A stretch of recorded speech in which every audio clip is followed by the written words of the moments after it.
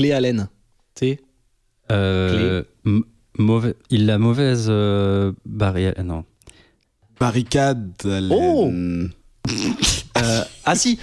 Wally, il est baba.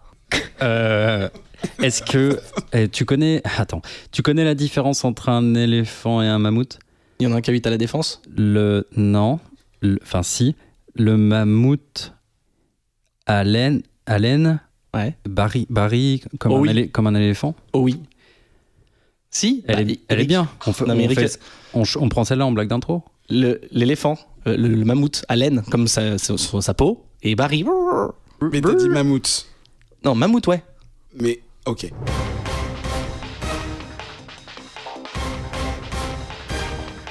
Bouillard. Bouillard. Oh, pardon. Oh, il était un petit peu décalé, il était très fort aussi. Vous voulez, on refait? Ouais, vas-y. Attention. 3, 4.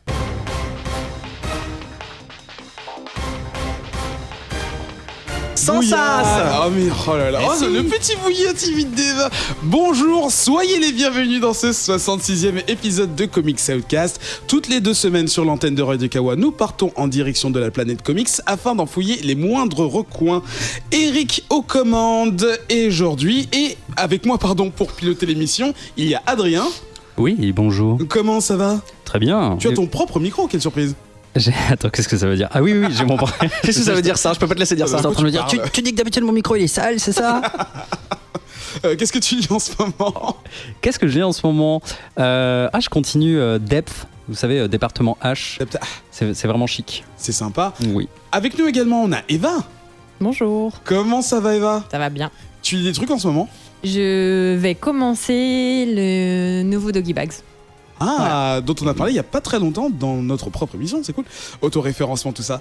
Et enfin, il y a Ben avec nous. Le soir est bon, bonsoir Eric. Tu sais, c'est un peu les intros, les chiffres et les lettres, ils ont toujours des trucs un peu comme ça. Tu viens de Lons-Saunier, donc est-ce que c'est de là que viennent les candidats des chiffres et des lettres? Ah, je sais pas. Que Laurent Robichaud. Comment ça va? Ça va. Tu sais ce que je lis? Tu le sais? Non. Bah si, tu le sais. The Flash. Mais non, Hellboy bien sûr, toujours.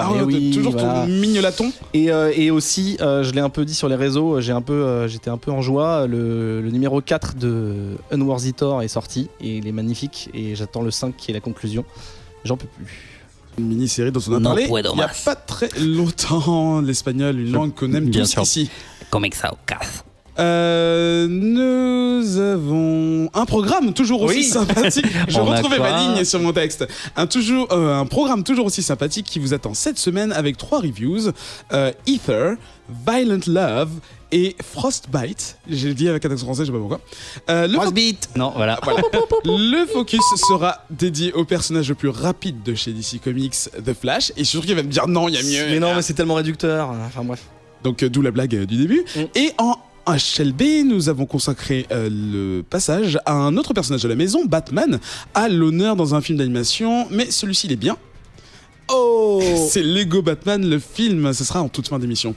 Twitter, Facebook, Instagram, vous avez l'habitude. Vous pouvez donc nous faire des recommandations également sur le site de Radio Kawa, rubrique Culture et Art. Vous descendez tout en bas des épisodes, vous pourrez voir les informations qu'on vous aura données sur chaque émission pour nous laisser un petit message. On y répond à tous. Comics Outcast numéro 66. C'est parti. Attends, t'as pas dit. Est-ce que vous êtes prêts? Est-ce que vous êtes prêts? Oui. Non. Comics numéro 66, c'est parti.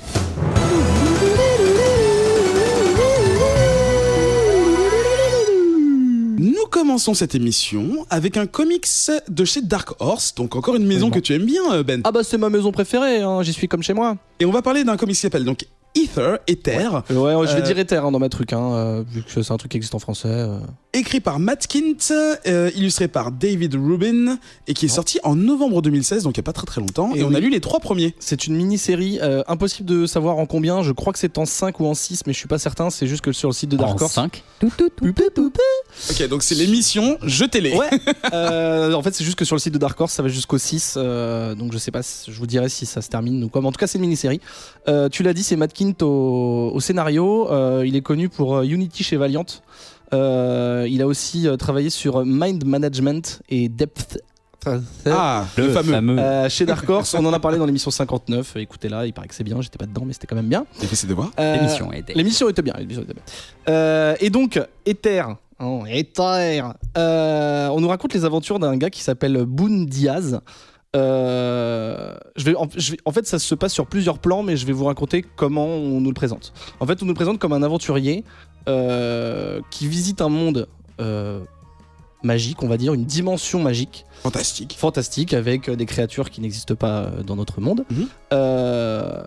Donc c'est un aventurier, on sait que c'est un scientifique, parce qu'il arrête pas de parler de science. Lui, il croit pas à la magie, en fait. Il se dit que tout est explicable par la science, par les faits, par les études, par la documentation, etc.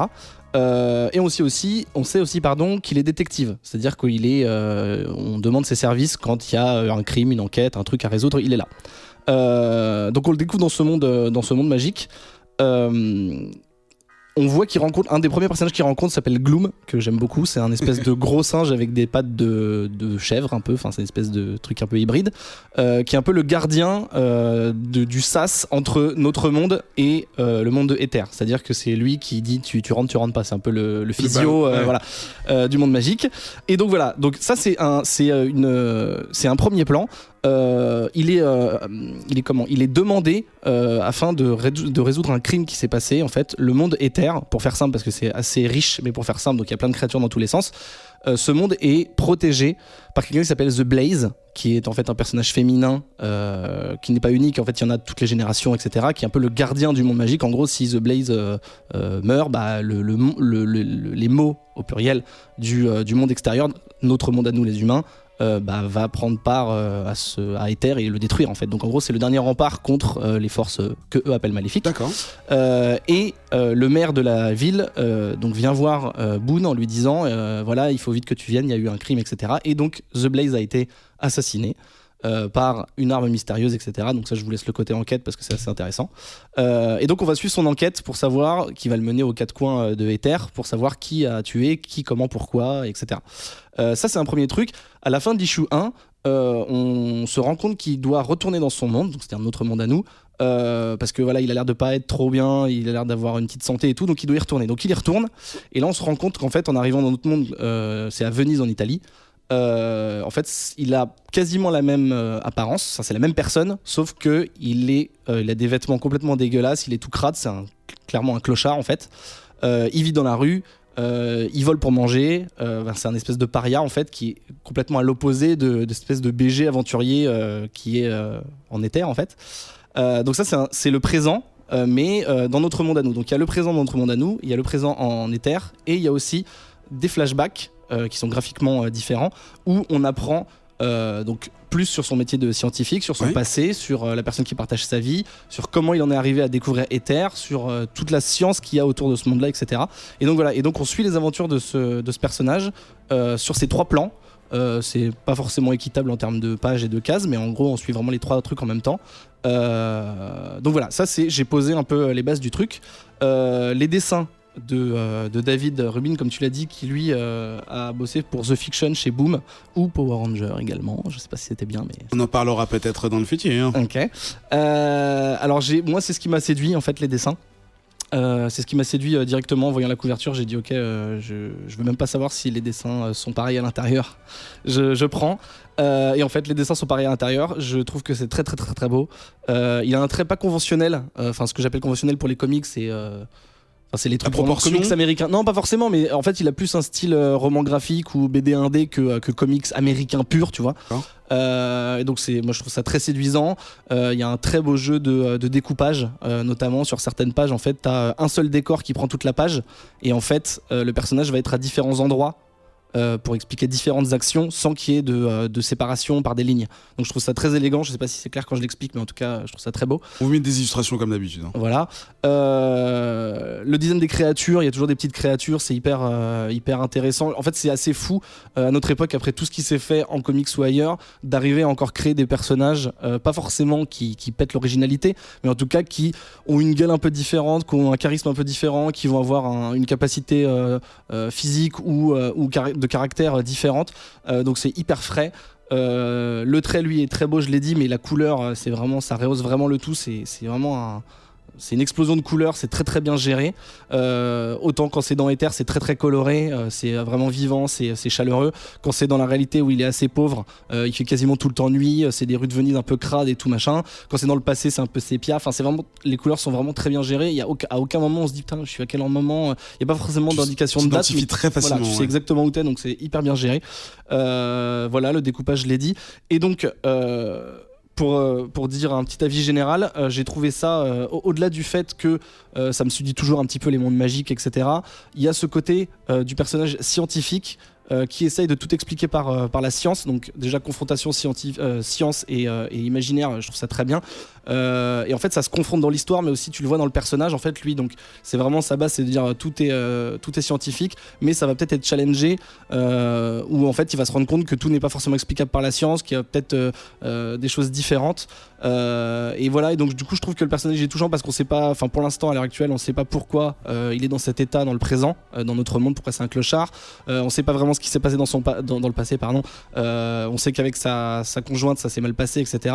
Donc voilà, il y a vraiment un personnage qu'on me présente qui est riche, des personnages secondaires qui sont attachants et qui je pense recèlent certains trucs, notamment un méchant qui a une très bonne gueule et qui a vraiment une bonne gueule de méchant. Voilà, donc j'ai été assez ému par ce truc là, j'ai vraiment envie de continuer jusqu'à la fin, puis c'est une mini-série donc c'est rapide. Donc je vous le conseille vraiment, c'est très très beau dans tous les sens du terme, en dessin et en scénario. Toi Eva, est-ce que tu as été séduite de la même façon ? Oui, en fait, moi j'avais acheté Ether dès sa sortie parce qu'après l'émission sur Deptash. Deptash, exactement. Si tu veux dire Ether, on dit Deptash. J'ai découvert Madkin comme ça et c'est devenu un peu mon nouveau chouchou, et donc j'ai un peu sauté dessus quand c'est sorti, c'est ça. Et justement, quand j'ai acheté la première issue, il y a 2 covers. Il y en a une de David Robin et il y en a une autre, et je me suis dit, on avait comparé Madkin à l'émir la dernière fois, oui, et en fait je me suis dit le mec s'est fait plaisir, il se fait une couve à l'émir, et j'ai dit non, je prends l'autre, tant pis. En fait on me suis rendu compte après que c'était l'émir qui lui avait fait la couverture. Ah bah voilà, ça peut une mafia tous ces mecs là, bah, tous les mecs ils sont tous ensemble. Et donc j'avais très hâte de lire. Moi le sujet m'intéresse toujours quand ça mêle la magie et la science, je trouve ça super intéressant. Et ça fait là, ça fait très. Alors, je me disais, ça fait très Sherlock quand on le lit, le personnage, effectivement, qui essaye de tout expliquer rationnellement. Et j'ai vu quelques interviews après, en fait, où il dit que c'est vraiment son héros et qu'il essaye d'appliquer tous les principes de Sherlock, en fait, dans son comics. Ce qu'on retrouve aussi d'ailleurs dans Depth. Ouais, clairement, aussi, ouais. c'est deux étrangers qui essayent d'analyser. Et ce que j'aime beaucoup aussi, c'est l'idée du subconscient. Alors c'est hyper freudien comme truc aussi, parce qu'on a, il explique plus ou moins que tout ce qu'on trouve, tous les personnages, c'est des choses en fait qui sont imaginées par le monde, enfin par les gens. C'est toutes des les idées des pensées voilà, qui ont c'est créé ça. Ether, ouais. Donc on est dans un espèce de subconscient, et ce qui est super cool parce que ça veut dire que ça peut être nos limites.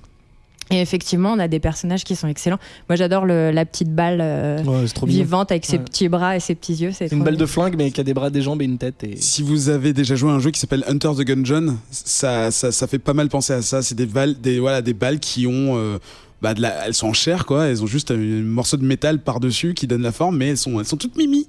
C'est des petites babales. D'ailleurs, à la fin de chaque issue, il y a toujours une description d'un objet ou d'un personnage de l'univers avec les petits traits, avec les trucs, la découpe scientifique. En fait, c'est hyper intéressant. Et d'ailleurs, dans la première issue, c'est l'oiseau qui est excellent, cet oiseau qui chante super faux et que tout le monde paye pour qu'il arrête de chanter, qui est super marrant. Ça, j'ai adoré. Après, il y a le côté vraiment hyper tragique de l'histoire. On sent que ça va mal se passer à un moment.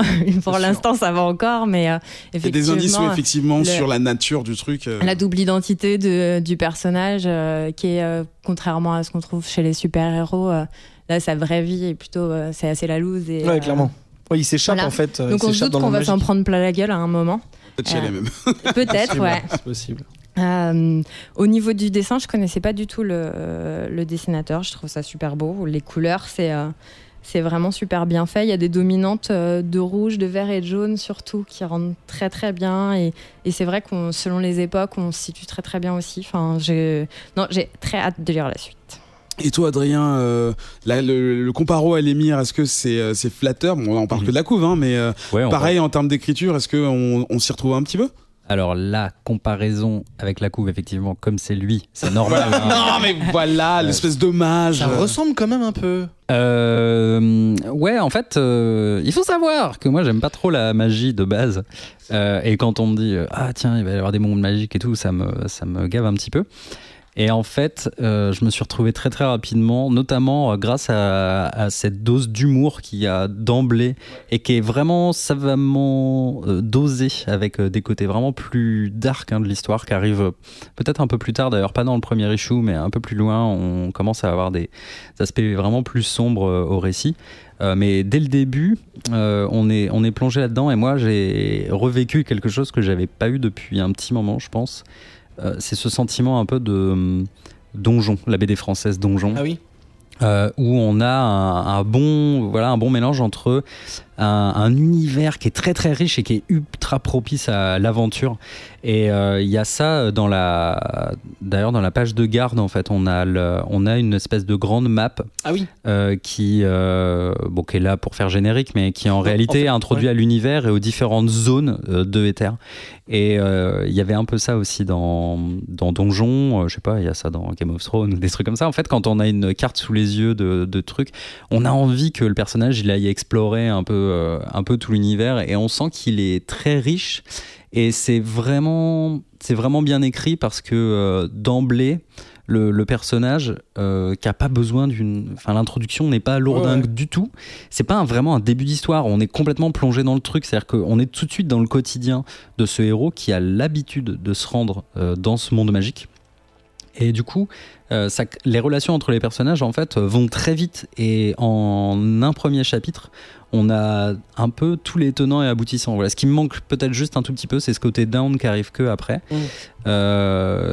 Les artworks, moi, ça m'a troué. Enfin, vraiment, j'ai complètement adoré. Après, mon seul petit reproche, c'est que finalement, au bout de 3 issues, c'est des issues qui sont pas donnés non plus. Enfin bon, ça coûte un peu d'argent quand même d'acheter ça. Et au bout de 3, on sait quand même toujours pas exactement, tu vois, vers là où ça va et tout ça. Non, mais maintenant, comme je disais, moi je savais pas que c'était moi je savais pas que c'était une mini-série. Si ouais. Donc du coup ça c'est cool parce qu'on contrôle un peu plus le truc, parce que finalement c'est, même si le premier pose beaucoup de briques, finalement tu vois le 2 et 3 ça ralentit, on est dans l'enquête, il y a quand même toujours de l'action et tout, mais oui, si c'était sur 20 ou 30 issues ça serait abusé. En fait tu vois, il y a eu des pistes avancées sur sa vie à lui et finalement ça va pas si vite que ça, voilà. Mais j'adore, je recommande des 2 pouces. Je recommande chaudement cette série, sans trop m'étaler dessus. On va passer... Seal of approval. De Eric, ça vaut ce que ça vaut, hein, pas grand-chose. Deuxième comics de cette émission, nous allons parler de toute autre chose. C'est un comics de chez Image Comics qui s'appelle Violent Love.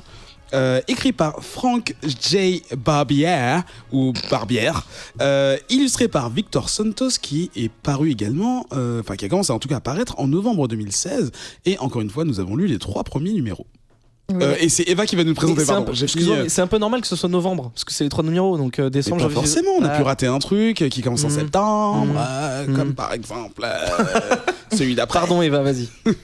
On va dire Barbière, effectivement. J'ai du mal aussi à dire criminal romance, donc on va dire romance.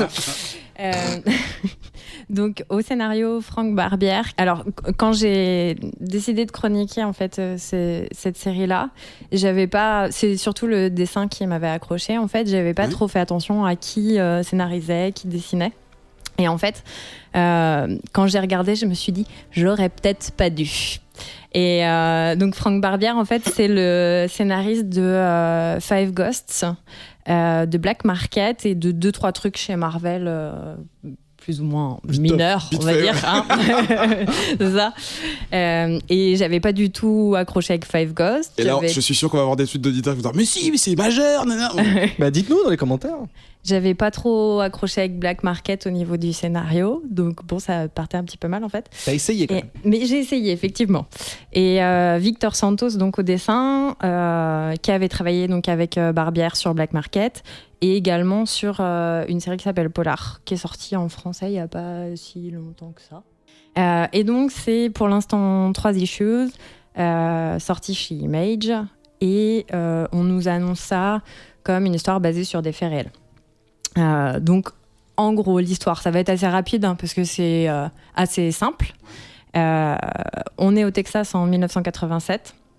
On se retrouve chez un vieux monsieur qui est a priori un flic à la retraite et chez qui débarque une petite fille qui s'appelle Penny et qui remarque sur le mur dans la maison de ce monsieur un espèce de poster wanted de Daisy Jane et Rock Bradley. Et donc, ce vieux monsieur va raconter l'histoire de ces deux bandits qui ont été recherchés à une certaine époque à la petite fille. Voilà, donc on se retrouve du coup plongé en 1969 en Californie et on retrouve Daisy, donc 19 ans, qui est une jeune fille qui vit seule avec son père dans un milieu plutôt modeste, qui travaille quelques heures dans un diner pour se faire un peu d'argent de poche. La musique d'Adrien derrière. Oui, dramatique, attention. Un peu d'argent de poche, Tintin. Il va se passer un truc de malade. Jamais hésité à en faire des caisses. Hein. Et justement, quand soudain Daisy découvre que son père qui lui dit non, bon d'accord, on n'a pas trop d'argent, mais il faudrait quand même que tu ailles à la fac, ce serait bien. Elle découvre en fait que son père s'est associé à des truands, un espèce de gang qui traficote et qui essaye de récupérer de l'argent en cassant quelques gueules comme ça. Normal quoi. Normal, classique dans le garage, donc Voilà. juste à côté. Comme ça peut arriver tous les jours à côté de chez soi. Et donc... Qu'est-ce qui se passe? Elle est pas très fière, Eva. Bah quoi, on a le droit de casser la gueule des gens. Oui, c'est vrai. Pas de Exactement. problème. Mais oui. La violence, c'est pas bien. Et donc Daisy qui en fait se rend compte que son père trempe dans des affaires louches, décide de plus lui adresser la parole, de partir de la maison. Elle vient d'être acceptée à la fac, elle a reçu son petit courrier, donc elle se barre et elle lui adresse plus la parole. Plusieurs mois se passent, son père la recontacte pour lui dire écoute, c'est bon, je me suis rangée, je traîne plus avec ces gars-là, j'aimerais bien te revoir. Elle essaye de lui pardonner et elle retourne chez elle, enfin dans la maison de son père donc, et elle arrive et son père est donc avec ses anciens comparses et ils sont en train de le menacer, il le tue devant elle et elle, à partir de ce moment-là, n'a plus qu'une idée en tête, se venger. Ouais. Là, tu peux mettre la musique. Et c'est là qu'elle s'arrête, tu vois. Donc c'est l'histoire de base. Alors moi j'étais déçue par l'histoire, je me suis relativement ennuyée en fait. Ça commence pas au premier en fait. Alors ça c'est vraiment le résumé de la première issue, ouais. Vraiment le démarrage. Alors on nous présente ça comme donc une criminal romance. Oui, c'est sous le titre, histoire d'illustrer bien. Sur les 3 premières issues, en fait, on voit le crime, on voit pas trop la romance pour l'instant. C'est pas de la romance, pas tout à fait.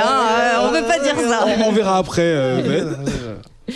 Et j'aime que moyennement le côté hyper classique du j'ai une fille bien, on a fait du mal à ma famille, ça y est, je vais passer du côté obscur et je vais me venger et je vais devenir quelqu'un de j'ai envie de dire, c'est un peu toutes peu les mauvais, origin story de méchants qui surfent à peu près sur la ligne entre le bien et le mal, qui a de véritables raisons de faire ce qu'il fait, mais en même temps il l'exagère et du coup il est du mauvais côté de la loi. Mais quand on... Voilà.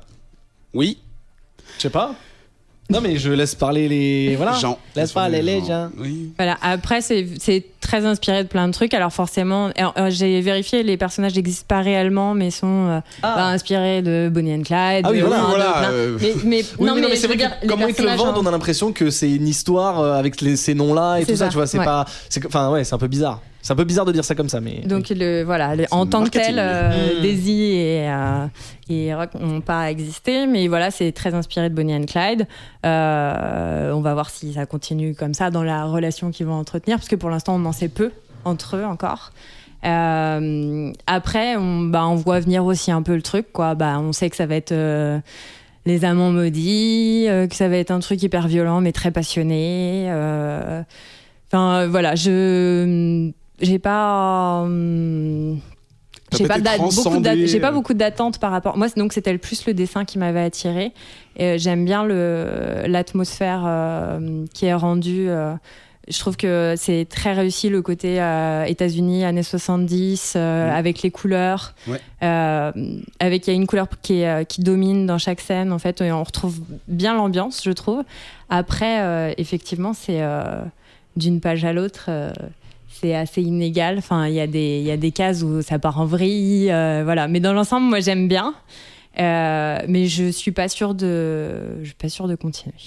Adrien, toi, est-ce que de ton côté, c'était le même sentiment, une promesse avec le titre, un petit peu justement, très évocateur du coup, parce que c'est très très descriptif, ou alors tu t'es laissé prendre par l'histoire, est-ce qu'on te présentait vraiment dans les pages? J'allais modulo la dernière phrase d'Eva, j'allais dire. Eh bien moi c'est tout l'inverse, à savoir que genre j'y allais pour l'histoire et j'étais complètement à reculons sur l'artwork.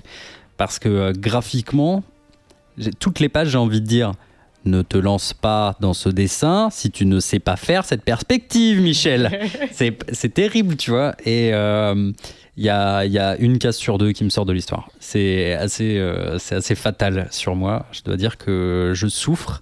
Il y a des moments où je comprends ce qu'il veut faire, graphiquement parlant. Mais... ça marche pas du tout sur moi. Je vais pas dire que c'est vilain, je vais dire que ça marche pas sur moi. Et après, en termes d'histoire, la narration, effectivement, c'est ultra codé. J'ai tendance à me faire à me faire embarquer gentiment dans ces histoires qui sont décrites comme inspirées de faits réels.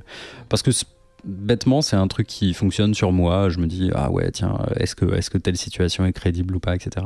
En fait, c'est un équivalent du monstre de Frankenstein de la romance gangster des États-Unis, quoi. Je pense qu'il y a plein de faits réels qui sont cousus comme ça. Alors cousus, oui, mais cousus de fil blanc, effectivement. Et on sait exactement là où ça va aller. D'ailleurs, je pense que ça fait pas de fausses promesses dans l'idée où le narrateur, qui est un grand-père qui visiblement a suivi l'histoire, puisqu'il était shérif sur le cas, il dit tout de suite, attention, préparez-vous, genre les histoires d'amour finissent mal en général, quoi. Et ils écoutent ça à la radio oui, en 80 aux États-Unis, Rita Mitsuko. Bien sûr. Et donc voilà, on attend du trash, on attend du tragique, on attend de la romance, un peu de Tété dessiné à droite et à gauche. De Tété le chanteur. Et on l'a. Putain, tu m'as fait perdre le fil là, bravo, merci. Voilà. Non mais bref, voilà. Ben, quel est ton avis, toi? Merci pour la transition. Il a mieux fait que toi, je parle pas comme ça. Eh bien.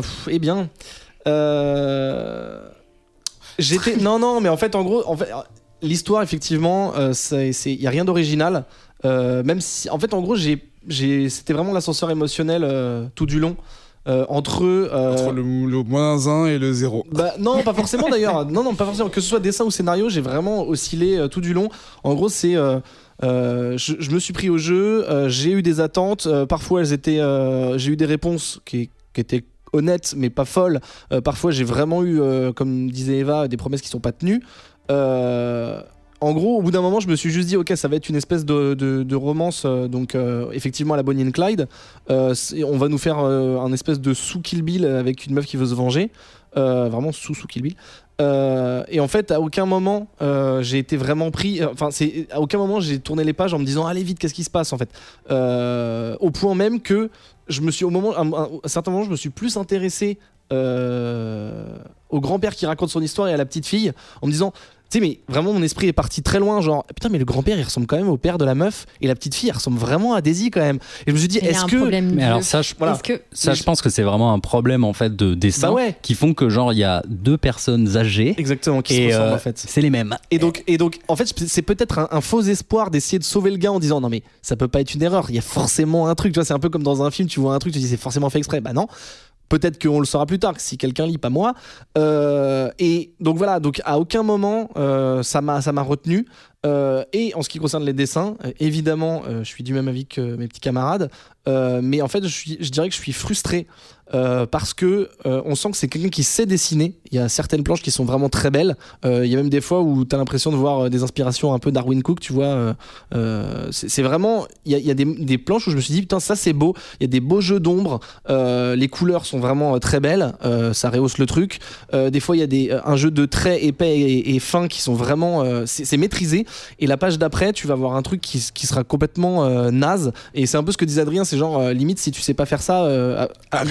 non mais tiens-toi à ce que tu sais faire. Je sais pas si c'est ça, mais c'est vrai que c'est tellement inégal d'une page à l'autre, d'une case à l'autre, que tu te dis mais c'est pas possible, c'est pas la même personne. Et pourtant si, donc je sais pas à quoi c'est dû, mais en tout cas c'est très mais c'est très, que sur très, des très plans désagréable. ultra aventureux en fait, c'est des espèces de vues de haut 3/4 machin, des trucs, mais c'est indessinable. Et pourtant des fois il y a des trucs très très beaux. Donc je ne lirai pas. Et juste une petite précision, pardon. Oui, rapidement. Mauvais placement du logo image sur la couverture, parce que moi je lis Violent Love, hein, mais bon c'est pas grave. Ah, ils l'ont mis au milieu. Non, ils l'ont mis à la fin du T. Violent Love. Bonjour, je voudrais le premier épisode de Violent Love. Violent Love. Ah, pas mal. Ok. Donc c'est non. C'est donc un triple X. Hein. Personne ne s'est retourné pour lire ce comics. Tu ne vas pas à Baltar. 3e revue de cette semaine. Il s'agit d'un comics de chez Vertigo.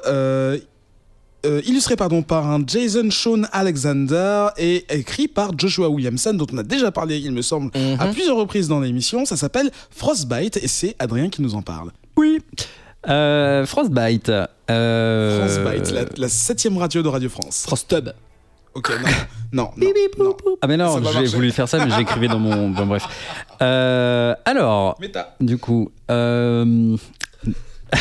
En gros, C'est quoi cette émission Frostbite. Oui, alors comme quoi faudrait lire des comics. Frostbite, le nouvel âge de glace a frappé la planète Terre il y a 57 ans. On sait pas trop pourquoi, mais l'humanité apprend à braver des températures bien au-dessous de zéro. Pourquoi tu parles comme un soldat qui a fait genre 5 guerres? Non, c'est genre Michael Bay un peu. Ah d'accord. In a world.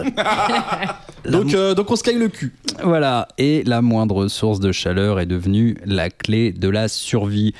Encore un post-apocalyptique, me direz-vous?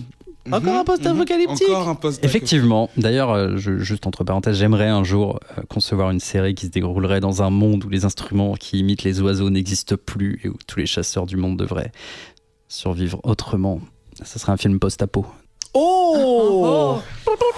Ouais, voilà, et bien. donc dans ce monde où il fait très très froid, par-dessus le marché, il y a une nouvelle maladie à la mode, contagieuse, qui s'appelle Frostbite.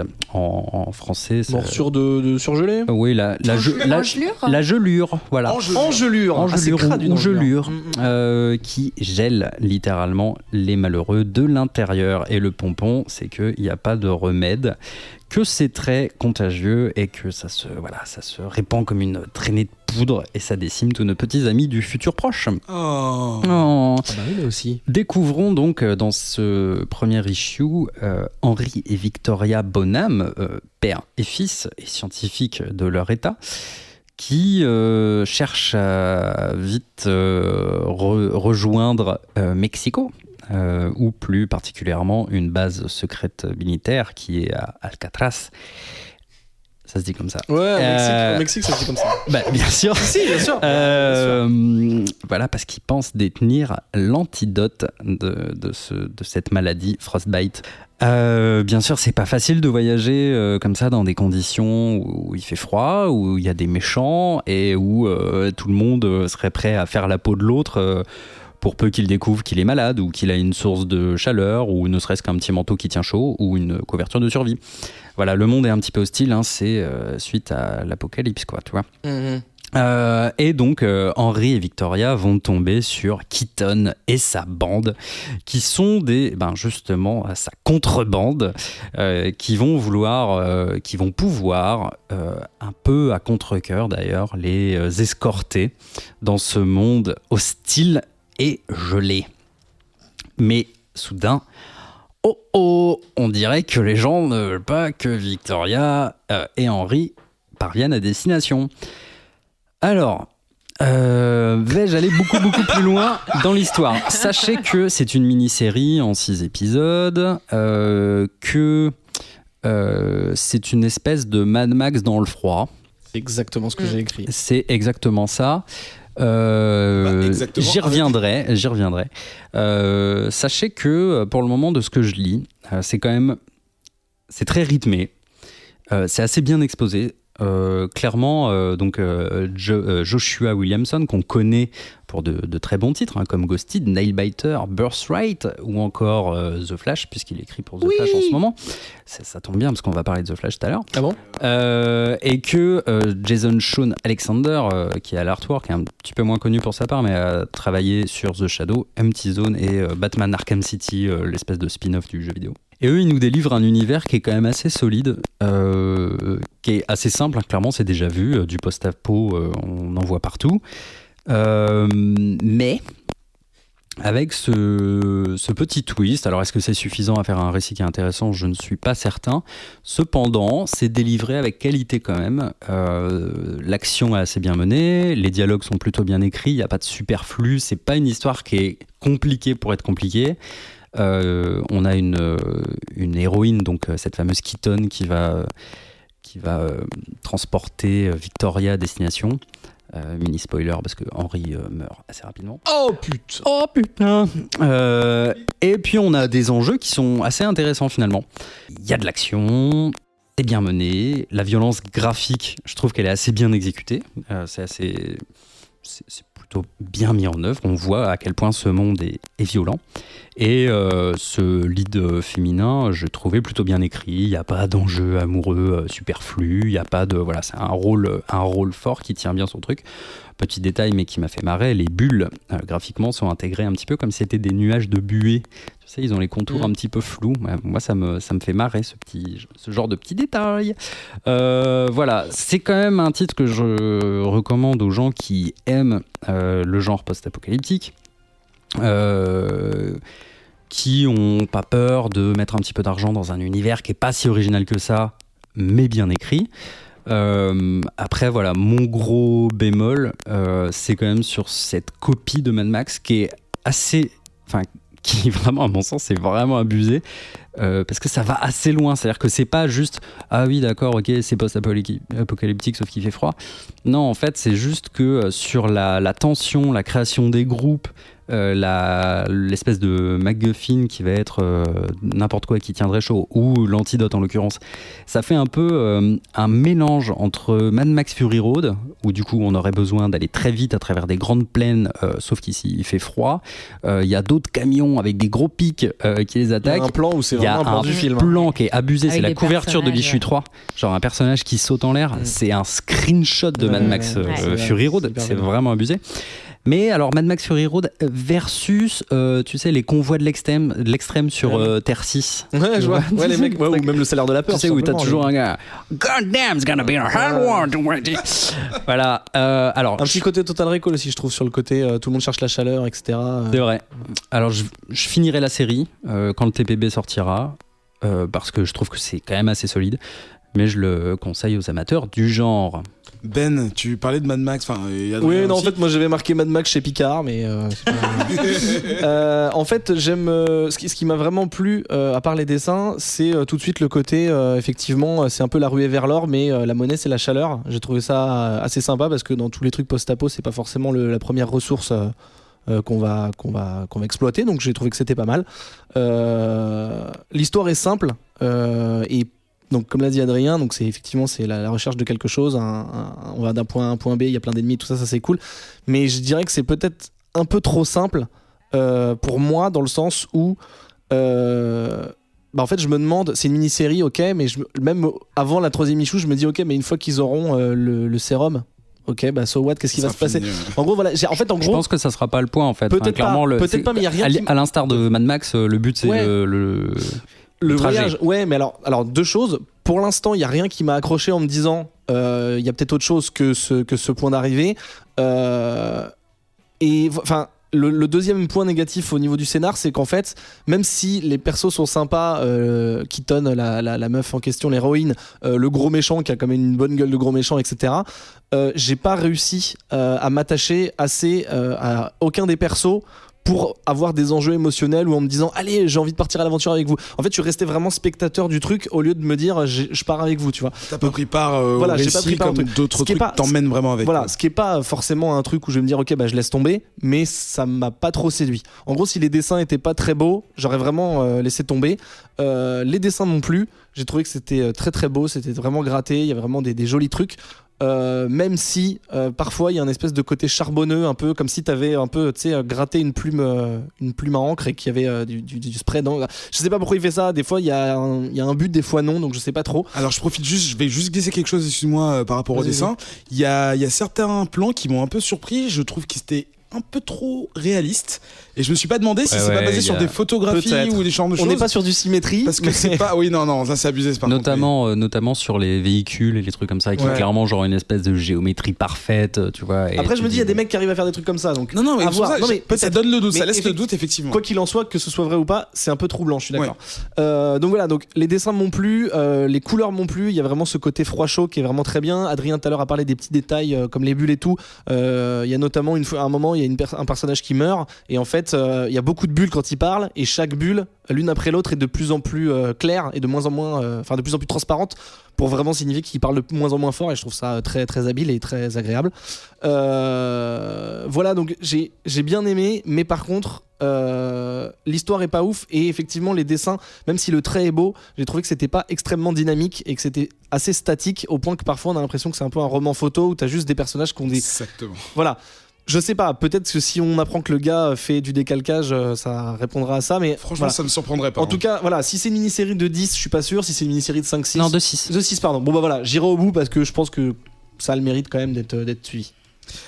Eva, est-ce que tu as été, sans vouloir trop en révéler dans le comics, séduit. Oh là là, j'arrive pas à faire mon truc. Transition de merde, t'as aimé ou pas? J'ai à peu près le même avis qu'Adrien et Ben, c'est-à-dire que j'ai trouvé ça très très classique. Ça achetait un froid. Mais il attendait pour faire sa blague. Mais très bien fait, donc super efficace. Enfin, voilà, moi j'ai envie de lire la suite. J'ai envie de voir comment ça va se terminer. Après, effectivement, on retrouve plein de trucs qu'on a déjà vu ailleurs, et dans l'histoire, et dans la manière dont les dessins sont faits. Par exemple, le côté il fait froid, tout est bleu, il fait chaud, tout est rouge. T'aimes pas ça? Ça te fait chier? Disons que j'aimais bien les premières fois. Ah, il fait froid, du coup on va mettre en vert. Ouais. Et ouais. Non, mais c'est vrai qu'on l'a déjà vu pas mal de fois, donc du coup, voilà. Après, j'ai noté que c'était aussi entre Mad Max, La Route, Transpersonnage. On retrouve des trucs de pas mal de. Ouais, La Route, putain. De choses. Ouais. Oh, ouais, mais Mad Max, c'est vrai que. Ça n'a pas le poids émotionnel de La Route. Non, c'est clair. Oui, non, je vois ce que tu veux dire. Mais c'est vrai que Mad Max, avec cette espèce de reine des glaces là qui surgit, c'est assez impressionnant. C'est ouf. Au niveau du personnage, c'est pareil. Le personnage de Keaton est plutôt sympa, plutôt bien fait, mais pas très original non plus. Donc voilà, les dessins sont très beaux. Voilà, j'ai rien de plus à rajouter, si ce n'est que je vais finir juste pour voir comment ça se termine. Pour vraiment pouvoir le déconseiller aux autres. C'est un peu un plat où il en reste un peu dans l'assiette et tu dis ouais c'était bon quand même, vas-y je finis, tu vois. Mais t'es pas obligé, mais tu finis. C'est pas rassurant pour la cuisine des gens, les gens qui font la cuisine pour toi.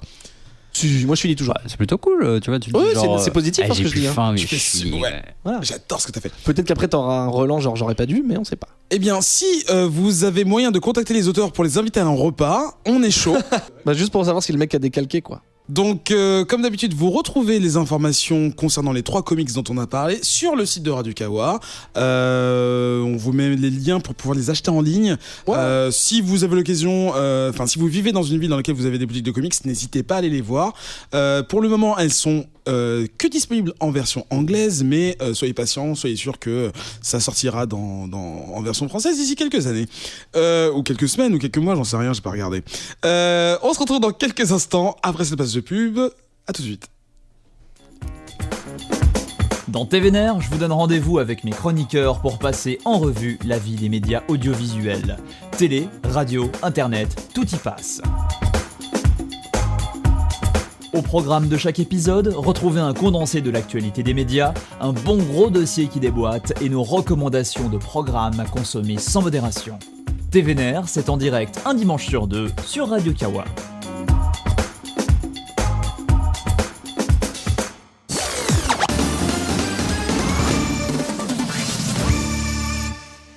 Ben, tu voulais juste Non, je voulais dire un mini truc qui a rien à voir. C'était faire une dédicace à Toys of War sur Twitter qui nous a. Alors, je vous l'apprends en même temps parce qu'il me les a donnés à moi, mais c'est à nous tous. Des codes pour avoir des comics gratuits sur Comixology. Genre TMNT, Velocity, Alien Predator, Letter 44 dont Ketrus nous avait parlé. Donc voilà, il nous a donné des codes pour avoir des issues gratos. Donc je voulais lui dire merci. Voilà. Est-ce qu'il est possible de les donner aux auditeurs ?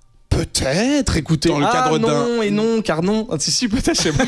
Non, je l'ai fait que pour moi. Écoute, je vais lui demander s'il est d'accord. Et oui, non, mais elles sont à nous maintenant, donc on fait un peu ce qu'on veut. On fait ce qu'on veut. Mais absolument, donc merci à lui, voilà, c'est tout, c'est pas ça. Deuxième partie de ce 66e épisode de Comics Outcast.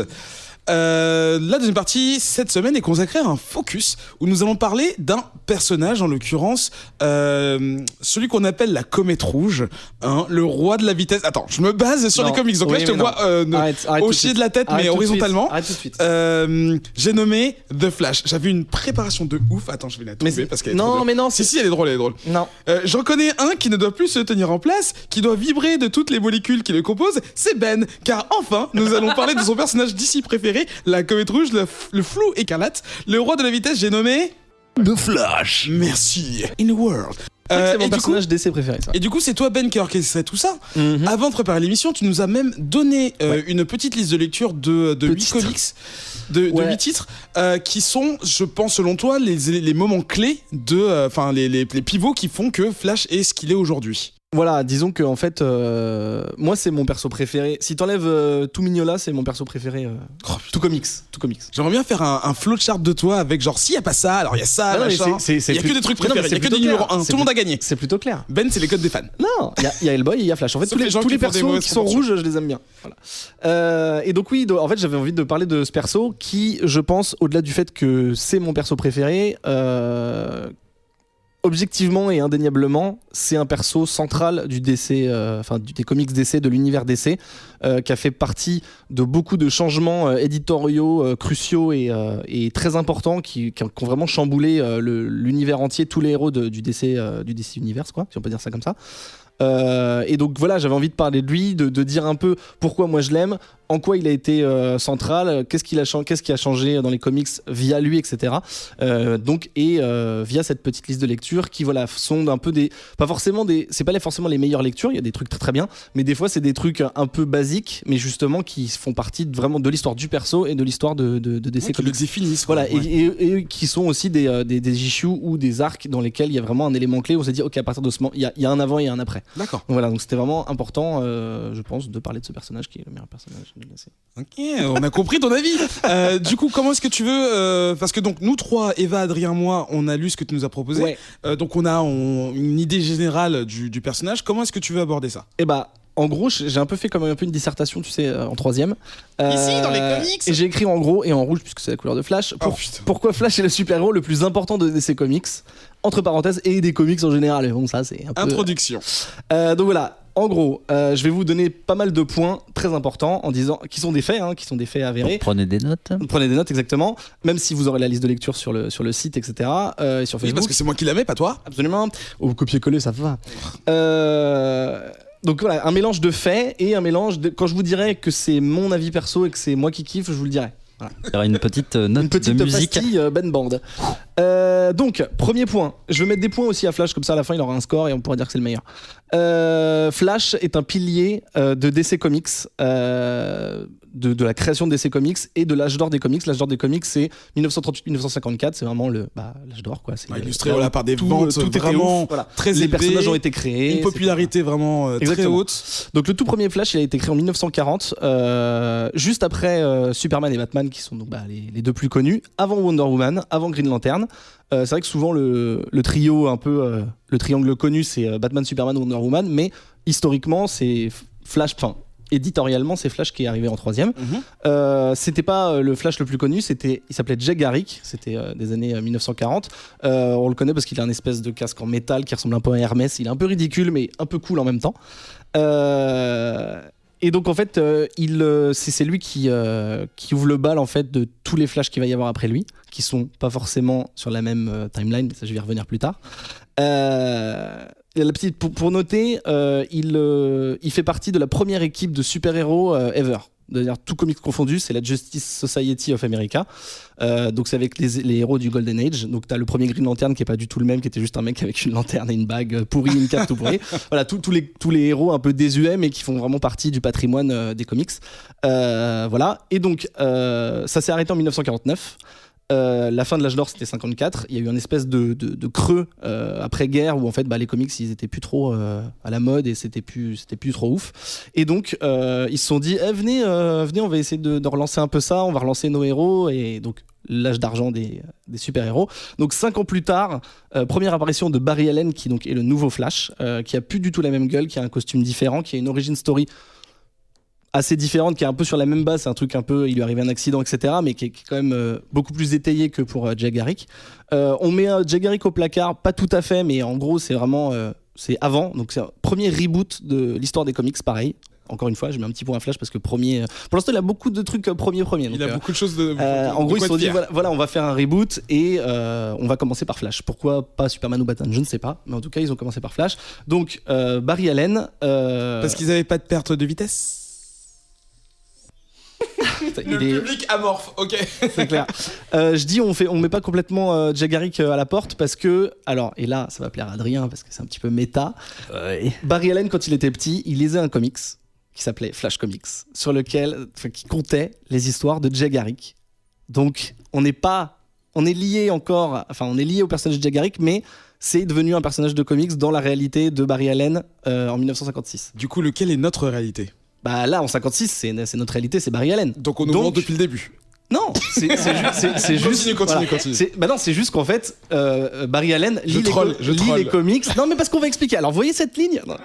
Donc voilà. Et donc petit détail, petit truc qui paraît être un petit clin d'œil pour les fans, mais qui va s'avérer être en fait un vrai truc. Je voulais aussi vous demander votre avis sur l'apparition de Barry Allen, donc dans le Showcase 4, donc il n'était pas encore le Flash Magazine, mais qui était Showcase de 1956. Je vous l'ai fait lire. Vous avez des trucs à dire dessus ou... Ce qui est assez incroyable, c'est la rapidité, je trouve, à laquelle on introduit un personnage. Aujourd'hui, on n'écrirait jamais un comics comme ça. En fait. 6 comics. Parce que ça, c'est une issue, je le précise. Ouais. Donc, Showcase 4, je crois qu'en gros, on a tout de Flash, c'est-à-dire son job, l'accident, la découverte de ses pouvoirs, sa nana, lui qui devient un super-héros. Et son adversaire. Non, on l'a pas. Enfin, oui. Si. Le premier adversaire, attention. Ah oui, le premier adversaire, mais pas. Oui, d'accord. Ça, c'est en 2 pages. Ouais. Genre, c'est-à-dire que ça va vraiment très très vite. Et ensuite, il y a une histoire qui est presque anecdotique en fait. Lui d'ailleurs, c'est assez drôle parce qu'il se bat contre The Slowest Man on Earth. Turtleman. Voilà. Et donc ça paraît presque un peu une blague. Mais après, faut voir qu'on est dans le contexte quand même d'une sorte de reboot. Donc, sachant qu'il a exactement les mêmes pouvoirs que le Flash juste avant. Ouais. On n'a pas besoin d'y passer des plombes et je trouve ça assez malin en fait quelque part d'aller super vite et puis ensuite plus tard dans l'histoire on recollera un peu les morceaux entre ces deux timelines entre d'ailleurs même si tu connais pas Jay Garrick, si t'es nouveau lecteur à ce moment-là, tu as tout ce qu'il faut pour comprendre. Je trouve ça vraiment moi j'ai pris beaucoup de plaisir à lire en fait et à découvrir ça parce que aussi j'avais lu très peu de choses du Silver Age du coup. Là on est dans le en fait oui, je l'ai pas dit, mais ça marque le début du Silver Age. Oui, voilà. Encore un petit point pour Flash. Je suis pas sûr d'avoir lu beaucoup d'autres comics du Silver Age. Et en fait, c'est clairement c'est très différent. 70, ouais. Mais c'est super intéressant. Moi, j'étais comme un gamin avec ce comic. J'ai beaucoup pris plaisir.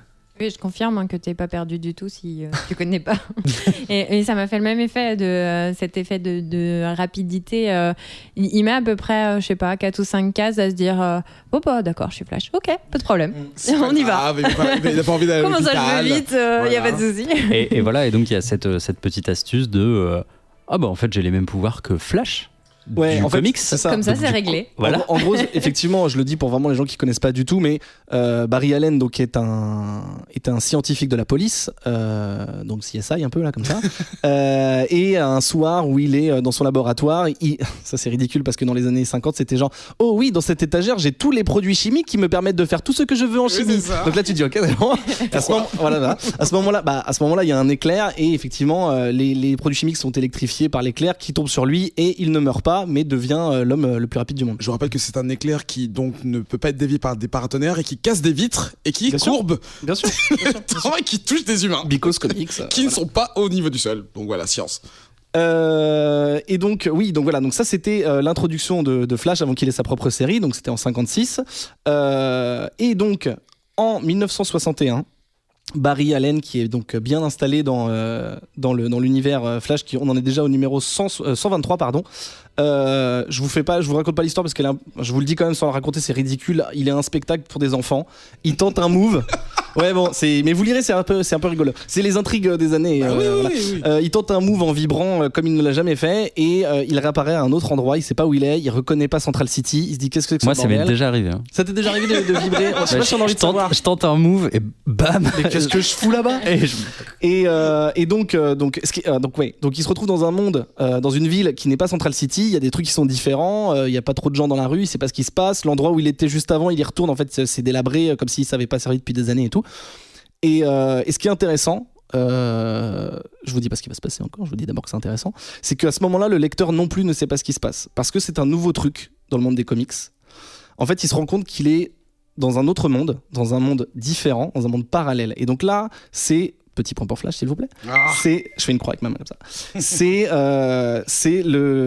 l'instauration du multivers, des mondes parallèles qui va être un truc récurrent chez DC, chez Marvel, donc, chez plein de gens. Je veux juste préciser quelque chose. C'est donc une des premières fois, parce que dans les comics... C'est la première fois.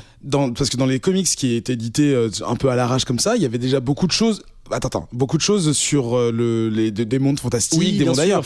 Mais là, on parle d'un personnage qui est supposé vivre sur Terre, avec des liens avec d'autres personnages dans d'autres séries. Alors oui, pardon, je t'arrête parce que sur Terre, c'est vrai que DC, ça a toujours été un peu particulier. Il y a pas vraiment New York, il y a Gotham City, il y a pas vraiment, tu vois, il y a Metropolis, il y a pas vraiment c'est pas notre monde à nous. Eux ne se sont pas basés ça. Voilà, sur ça, mais c'est le monde Chicago, Illinois. Voilà, cette fameuse ville. Clin d'œil pour Zef. En fait, c'est la réalité de DC à cet instant et depuis des années, c'est la réalité. Et donc lui, il est dans un monde qu'il connaît pas. Il dit ça c'est un peu différent, c'est bizarre, machin, etc. Et en fait, il se rend compte que c'est la ville, Keystone City, c'est la ville dans laquelle pas sévissait parce que c'était un héros, dans laquelle agissait, très bien, merci Adrien, son héros d'enfance, Jack Garrick, qui était Flash, et il dit mais que c'est pas possible que tu te passes. Et donc il arrive à retrouver Jack Garrick, qui lui dit mais comment ça, tu sais que je suis The Flash? Mais oui, parce qu'en fait, je sais que vous êtes Flash. Ah bon? Ah putain, mais en fait j'étais à la retraite, mais j'hésitais à vas-y, je suis reflash. Après il fait méta. C'est un peu méta, et donc c'est là que les gens qui à l'époque avaient vu qu'ils lisaient Flash Comics se disent mais putain, en fait c'était pas un comic, c'était un vrai truc. Et en fait ils disent, alors ça j'ai pas vérifié, pardon, j'ai pas pris le temps, mais ils arrêtent pas de dire dans le comics que l'auteur Gardner Fox aurait dit qu'il avait imaginé l'histoire de Flash en rêve. Et donc là, eux ont exploité ça dans le comics en disant oui, Gardner Fox a dit ça, donc en fait ça veut dire que quand il rêvait, il tournait son esprit, son esprit était allumé vers le monde de Jack Garrick et qu'il a juste tout recopié, donc c'est un monde qui existait vraiment. Et là où c'est intéressant, c'est déjà scientifiquement dans l'univers de DC, on te dit qu'il y a des mondes parallèles, donc ça c'est assez ouf. Et en plus de ça, ça permet de récupérer tous les héros de l'âge d'or, tous les Green Lantern, tous les Wonder Woman d'avant et tout, et de dire bah en fait ils existent toujours, on les a pas foutus à la poubelle, ils existent toujours, sauf qu'ils sont dans un monde, dans Earth 2, ils sont dans un monde parallèle, et donc bah je sais pas, c'est ma boule. Ouais. Oui. Ah non mais grave, mais moi j'ai adoré. Non mais c'est vrai que nous on est blasés, excuse-moi Adrien, nous on est blasés, mais effectivement c'est génial. Vas-y. Juste se mettre en 1961. Oui, et avoir une première incursion, alors enfin déjà d'idées, enfin du multivers, etc. Genre déjà c'est un concept scientifique un peu balèze, plus une astuce scénaristique jamais utilisée jusque-là. Et au-delà de ça, c'est méta, parce que du coup il réutilise le comics en disant oui non mais c'était bien un comics. Enfin moi j'ai adoré lire cette intrigue qui m'a fait rire, qui m'a fait sourire d'ailleurs dans sa mise en œuvre. Enfin tu vois, genre l'intro effectivement c'est assez drôle, mais par contre le phénomène, je trouve ça fou quoi. C'est un des comics les plus vendus, enfin une des single issues les plus vendus et les plus prisés, et considéré comme une des meilleures, tout héros d'essai confondu, cette espèce de truc où t'as deux héros. En fait c'est la première fois aussi, notez encore pour Flash pardon, c'est la première fois que t'as deux héros du même nom dans le même comics. Et donc, c'est-à-dire un héros d'un autre âge de. C'est pas 2 itérations. En fait, c'est la première un autre surnom. C'est la première fois que tu as 2 itérations, effectivement, un de l'âge d'or et un de l'âge d'argent qui se retrouvent, qui cohabitent et qui interagissent et qui sont dans le même. C'est mind blow de ouf. Moi, j'aurais vraiment aimé être un gamin à ce moment-là, me dire mais putain. Oui, j'avais envie de dire aussi que c'était une époque. Mais là c'est un peu général par rapport aux comics, pendant laquelle sur les couvertures tu voyais exactement ce que tu allais avoir dans le truc. Oui, il n'y avait pas de mensonges, il n'y avait pas de fausses promesses, tu voyais exactement. Il y a une case qui est exactement la cover. D'ailleurs il y a des covers où pardon, excuse-moi, il y a des covers. Tais-toi. Non mais en fait je voulais juste l'effleurer en lui disant attends j'ai un truc à dire. Il y a même des covers de merde où t'as carrément des bulles sur la couverture où ça dit ce que ça dit dans le comics. Donc pour Flash s'il te plaît tu barres. Non, et il a déjà 12 000 points. Vas-y, excuse-moi Eva, qu'est-ce que tu voulais dire? Vas-y, en plus, je voulais dire quelque chose qui allait te faire plaisir, que même moi. Même toi, même donc moi, personne s'y met. Non, elle est pas hateuse, mais elle aime pas. J'ai trouvé ça très très cool. Et comparé à d'autres choses que j'ai pu lire de la même époque, j'ai trouvé que c'était pas chiant du tout. Ouais. Alors que souvent, c'est des histoires qui sont très simples, qui sont un peu plan-plan. Et là, j'ai trouvé vraiment ça très très cool. Voilà. Après, bien plaisir. Aujourd'hui, c'est marrant parce que ça paraît vraiment ringard, c'est-à-dire que la seule façon dont Flash s'en sort tout le temps, c'est de tourner autour des trucs. C'est vrai. Et à chaque fois, c'est genre il court pendant la moitié du comics, puis au bout d'un moment il fait mais si je courais autour du truc. Et il court autour du truc et ça marche. Et bon, c'était ni la première ni la dernière fois. Non, mais après ça va évoluer. Mais je suis d'accord, au début c'est un peu lame. Petite précision aussi, je sais pas si ça fait partie de ma liste de lecture. Flash 179 de 1968. Flash, pareil, par un habile jeu de vibrations, se retrouve dans un monde parallèle qui est en fait notre monde à nous. Notre monde. Il arrive à New York. Et il dit mais putain je suis bloqué, qu'est-ce qui se passe? Donc là c'est mind blow de ouf parce que dans la rue tout le monde le regarde, fait mais qu'est-ce que c'est que cet énergumène, c'est pas possible et tout, parce qu'en fait dans notre monde Flash est un personnage de comics, c'est pas un personnage réel, donc ils pensent tous que c'est un mec déguisé en Flash. Tous les gamins ils font mais non c'est lui, c'est vraiment Flash, mon père ne sait pas que c'est vraiment lui. Et en fait sa solution c'est d'aller voir l'éditeur de chez DC et de lui dire en fait je suis Barry Allen. Il fait ouais c'est ça mon gars. Il fait ah ouais et ça tu sais pas le faire, donc là il se met en Flash, il fait oh putain c'est Barry Allen. C'est un truc de ma boule. Non mais dans la réalité le mec il aurait fait une rupture de d'anévrisme. Peyo qui voit un mec en bleu qui fait je trouve mais non que de la gueule. Mais regarde je suis petite. Ah bah oui c'est vrai. Et donc en gros il lui chope de la thune pour faire enfin si je vais le dire je voulais en parler plus tard, mais parce que oui en fait Flash a un tapis roulant pour aller dans le passé, dans le futur, dans les mondes parallèles, et donc du coup il l'aide à construire un tapis roulant pour retourner dans son monde. Mais en fait je trouvais ça assez fou. Alors tapis roulant, excuse-moi, tapis de course. Tapis de course pardon. Oui, tapis roulant c'est les trucs d'aéroport ou de supermarché, enfin de trucs. Non effectivement. Donc voilà, donc c'était assez ouf de se dire ok en fait on va pousser le concept tellement loin parce qu'en fait le truc c'est que les mêmes concepts peuvent donner des trucs complètement géniaux scientifiquement et des trucs complètement rigolos, et là c'était rigolo de se dire on le met dans notre monde. Non, c'est charmant. Voilà, donc petit point pour Flash qui a inventé les mondes parallèles. Voilà. Et donc ça m'amène à la suite de dire que Flash c'est un des trucs qui me plaît, même si ça me plaît tout ça depuis le début, mais là, un des vrais trucs qui me plaît dans le personnage, encore au-dessus du 1, un vrai truc qui me plaît, c'est qu'en fait c'est un scientifique. C'est-à-dire que Barry Allen est un scientifique, mais Flash aussi est un scientifique. C'est-à-dire que c'est alors sûrement historiquement, enfin éditorialement le premier, puisque la date faisant, c'est le héros qui obtient ses pouvoirs scientifiquement. Superman est un extraterrestre, Batman il n'a pas de pouvoir mais il a des objets, Green Lantern il a une bague extraterrestre, Wonder Woman c'est une déesse, etc. Là c'est la première fois que t'as un mec qui scientifiquement a des pouvoirs, donc déjà je trouve ça assez dingue parce que en fait c'est le seul accident de tous les personnages déjà c'est un accident effectivement, et en plus c'est en tant que lecteur, même si j'ai pas découvert ça au même âge qu'au moment où c'est sorti, etc. Oui, tu n'étais pas né. Voilà.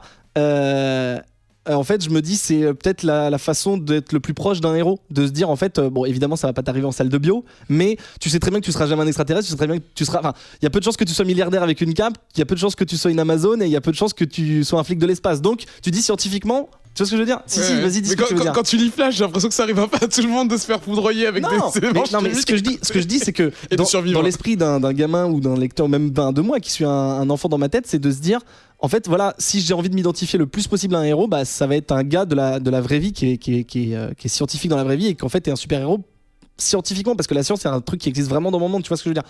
Donc déjà je trouve que c'est séduisant, et donc voilà.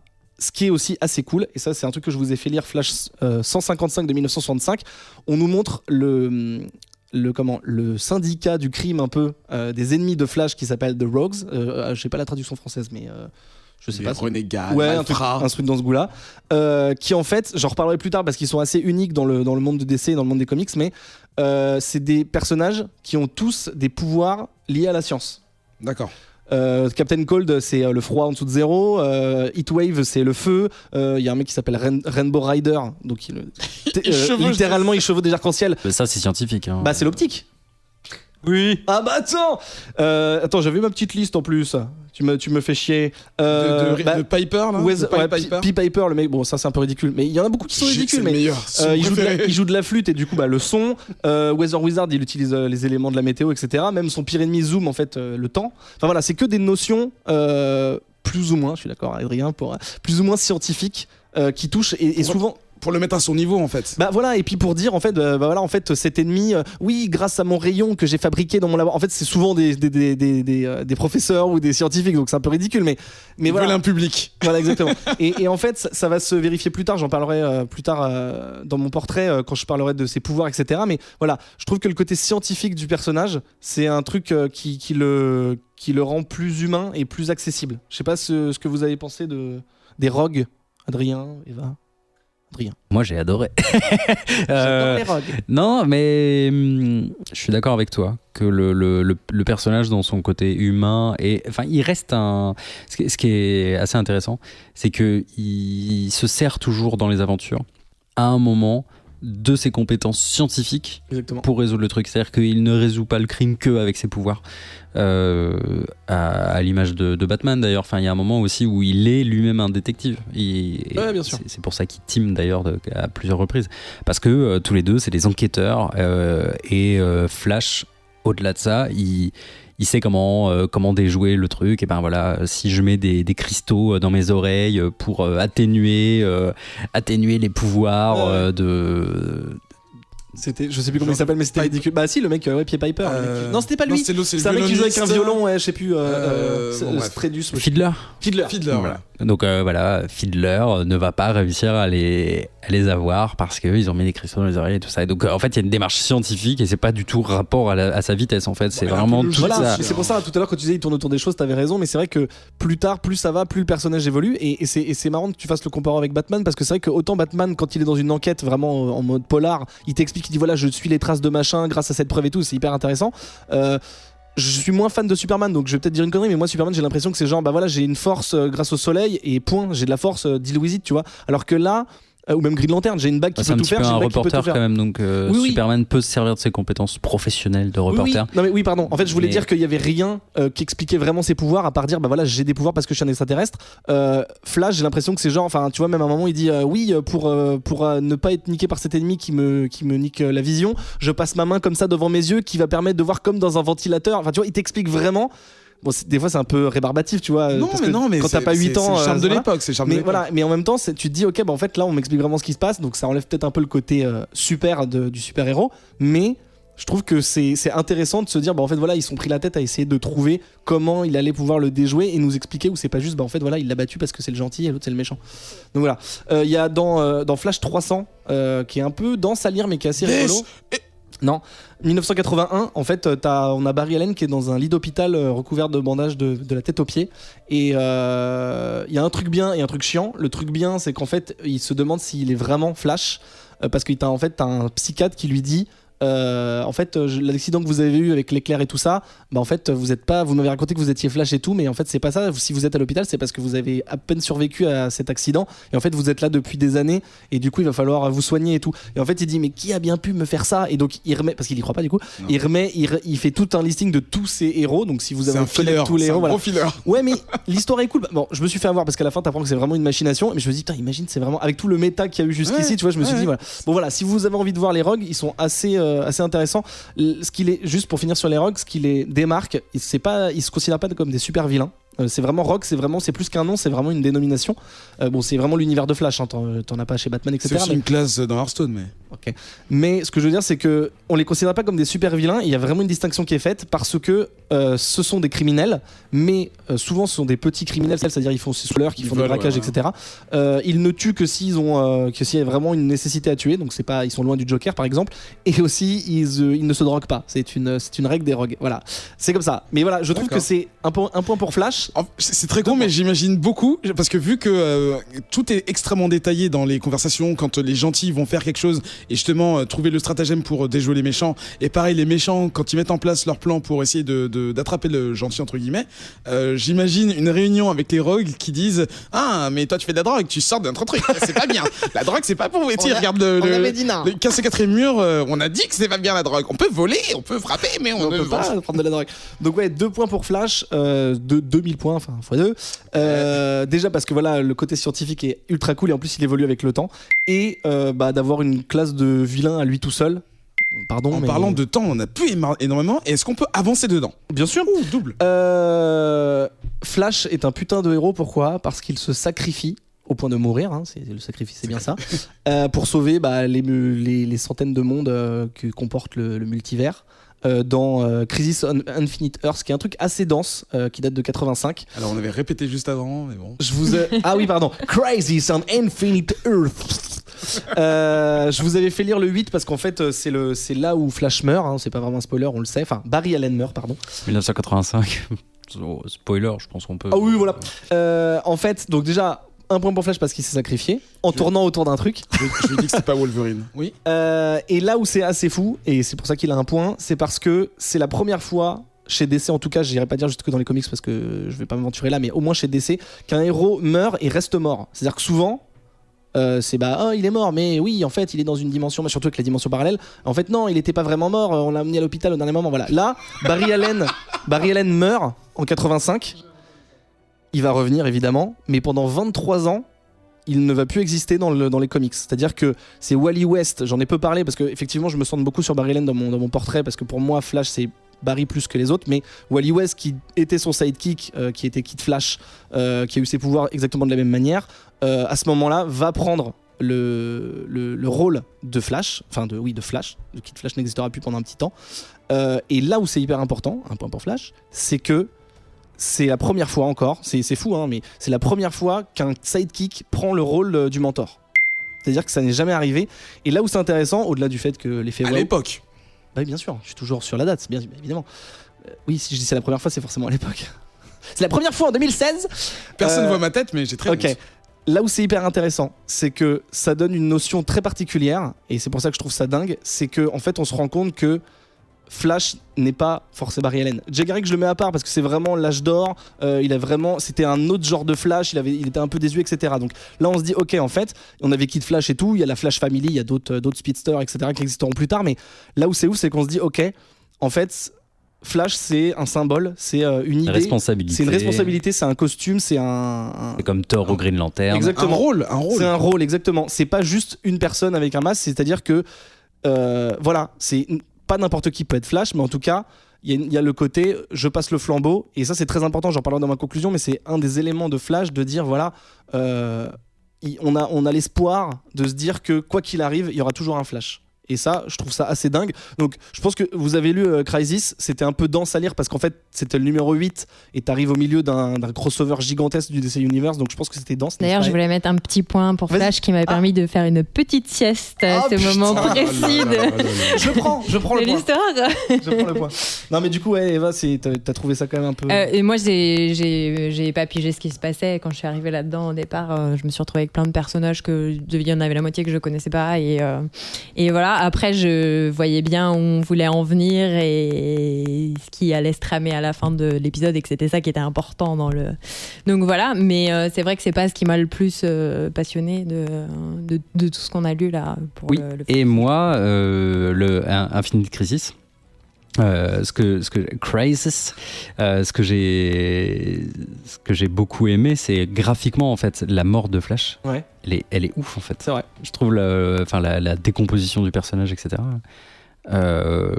C'est assez couillu quand même. Je trouve de montrer un héros mourir comme ça. Enfin, c'est assez choquant. Enfin, c'est assez violent quoi. Bah surtout que je le disais, c'est la première fois qu'un héros meurt vraiment. parce qu'il est resté mort au moment où il meurt. Flash Rebirth, donc quand Barry Allen revient, c'est en 2009. Et là où c'est marrant, c'est que j'ai dû le lire dans un article pour m'en rendre compte. Rebirth ou New 52 ? Non, Rebirth. D'accord. Le retour de Barry Allen. D'accord. 2009. Ah oui, le truc de Jeff Jones. Voilà. D'accord. Là où j'ai dû lire un article pour m'en rendre compte, en fait, à la mort de Flash, donc dans Infinite Crisis Infinite War, pardon. En fait, il meurt, mais tu vois qu'il y a une espèce de vortex qui s'ouvre. Et en fait, tu le sais pas à ce moment-là, mais en fait, il va dans ce qu'on appelle la Speed Force. On n'a pas encore dit le mot. La Speed Force, on pourrait faire une émission entière dessus, donc non. Mais il y a eu plusieurs trucs. Il y a eu une dimension parallèle, il y a eu un truc un peu ésotérique, il y a eu un truc scientifique, il y a eu un espèce de champ de force qui entoure tous les bolides, etc. Enfin, tous les speedsters.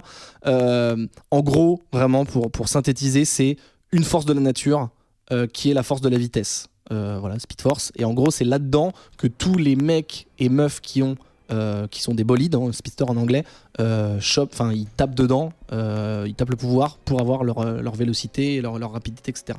Voilà, ça c'est la Speed Force. Et donc ce qu'on sait pas, c'est que ça peut aussi être un endroit. Après on rentre dans tous les trucs scientifiques hyper pointus, genre l'espace et le temps, etc. Machin. Mais en gros la Speed Force c'est pas vrai, c'est une espèce d'entité. Il était dedans et en 2009 il revient.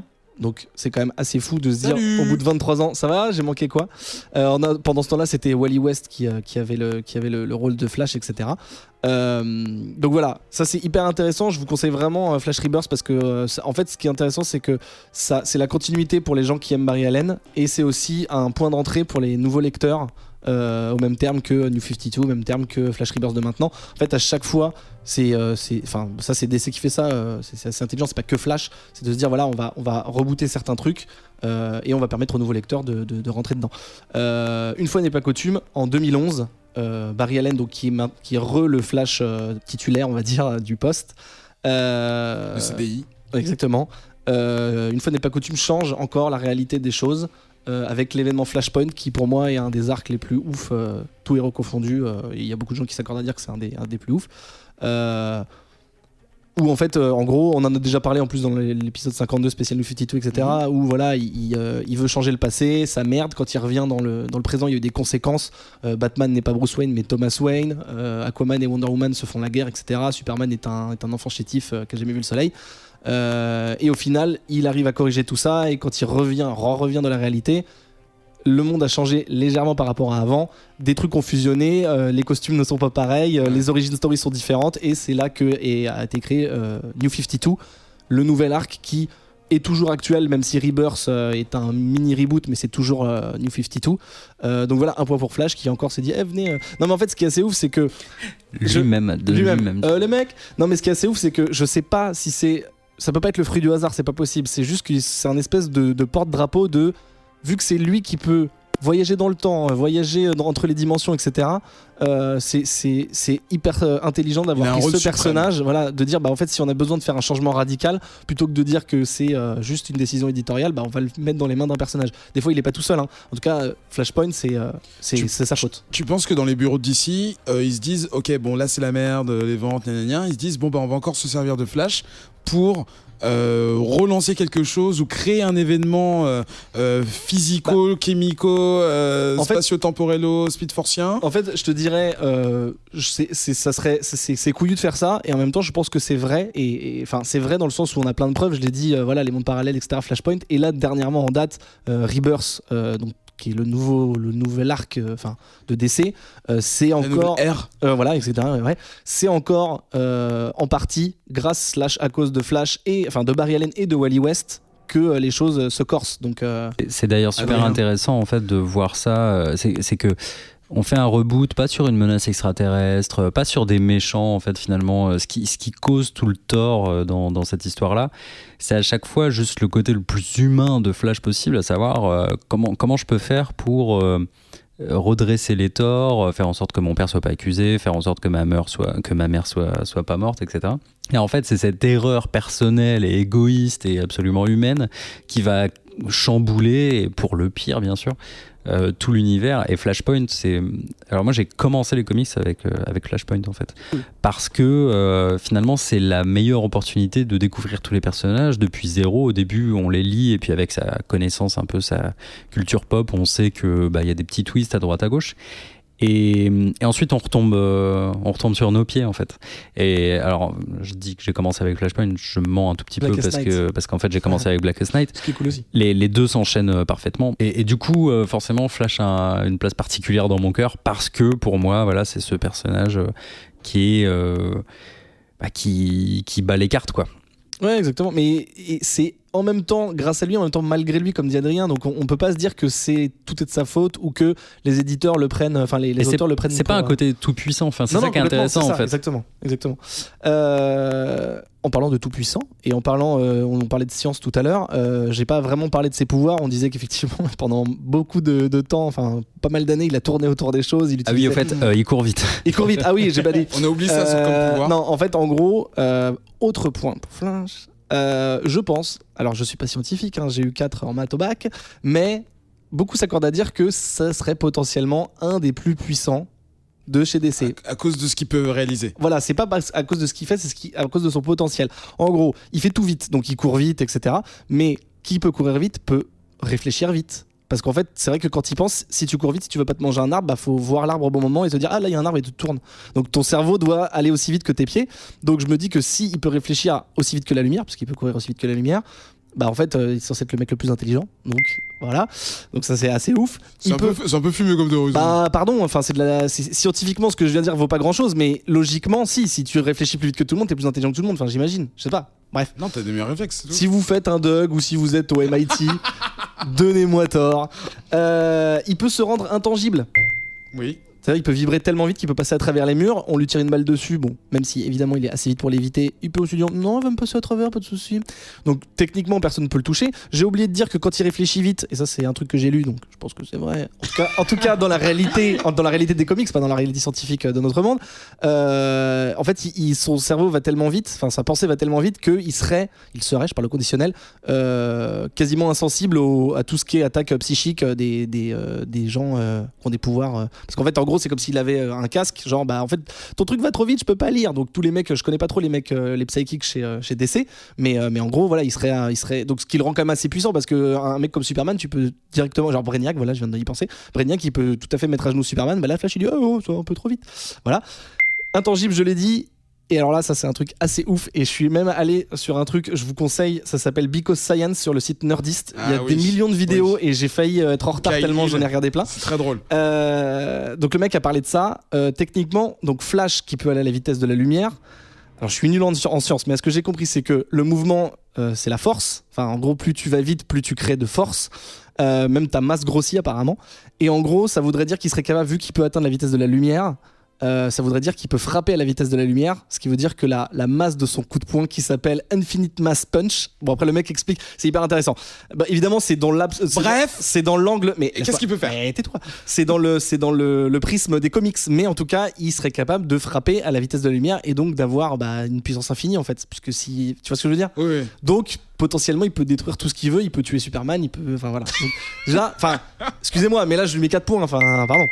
Donc voilà, je vous conseille il y a plein de trucs scientifiques sur les comics, mais Because Science c'est assez cool. Est-ce qu'il y a un truc à dire sur Flash le plus fort ? Ok, c'est bon. Bien entendu. Ah vas-y. Non, non. Ok, bien entendu c'est le plus fort. Okay. Non mais encore une fois, il y a beaucoup de subjectivité et c'est le cœur qui parle, mais ça me paraît logique. Voilà. 2 petits points encore. Il possède les meilleurs surnoms. Alors, tu l'as dit tout à l'heure, mais je vais le dire en anglais. Parce que surtout dans ce que je vous ai fait lire dans les années 50-60, à chaque case, le narrateur utilise un truc différent.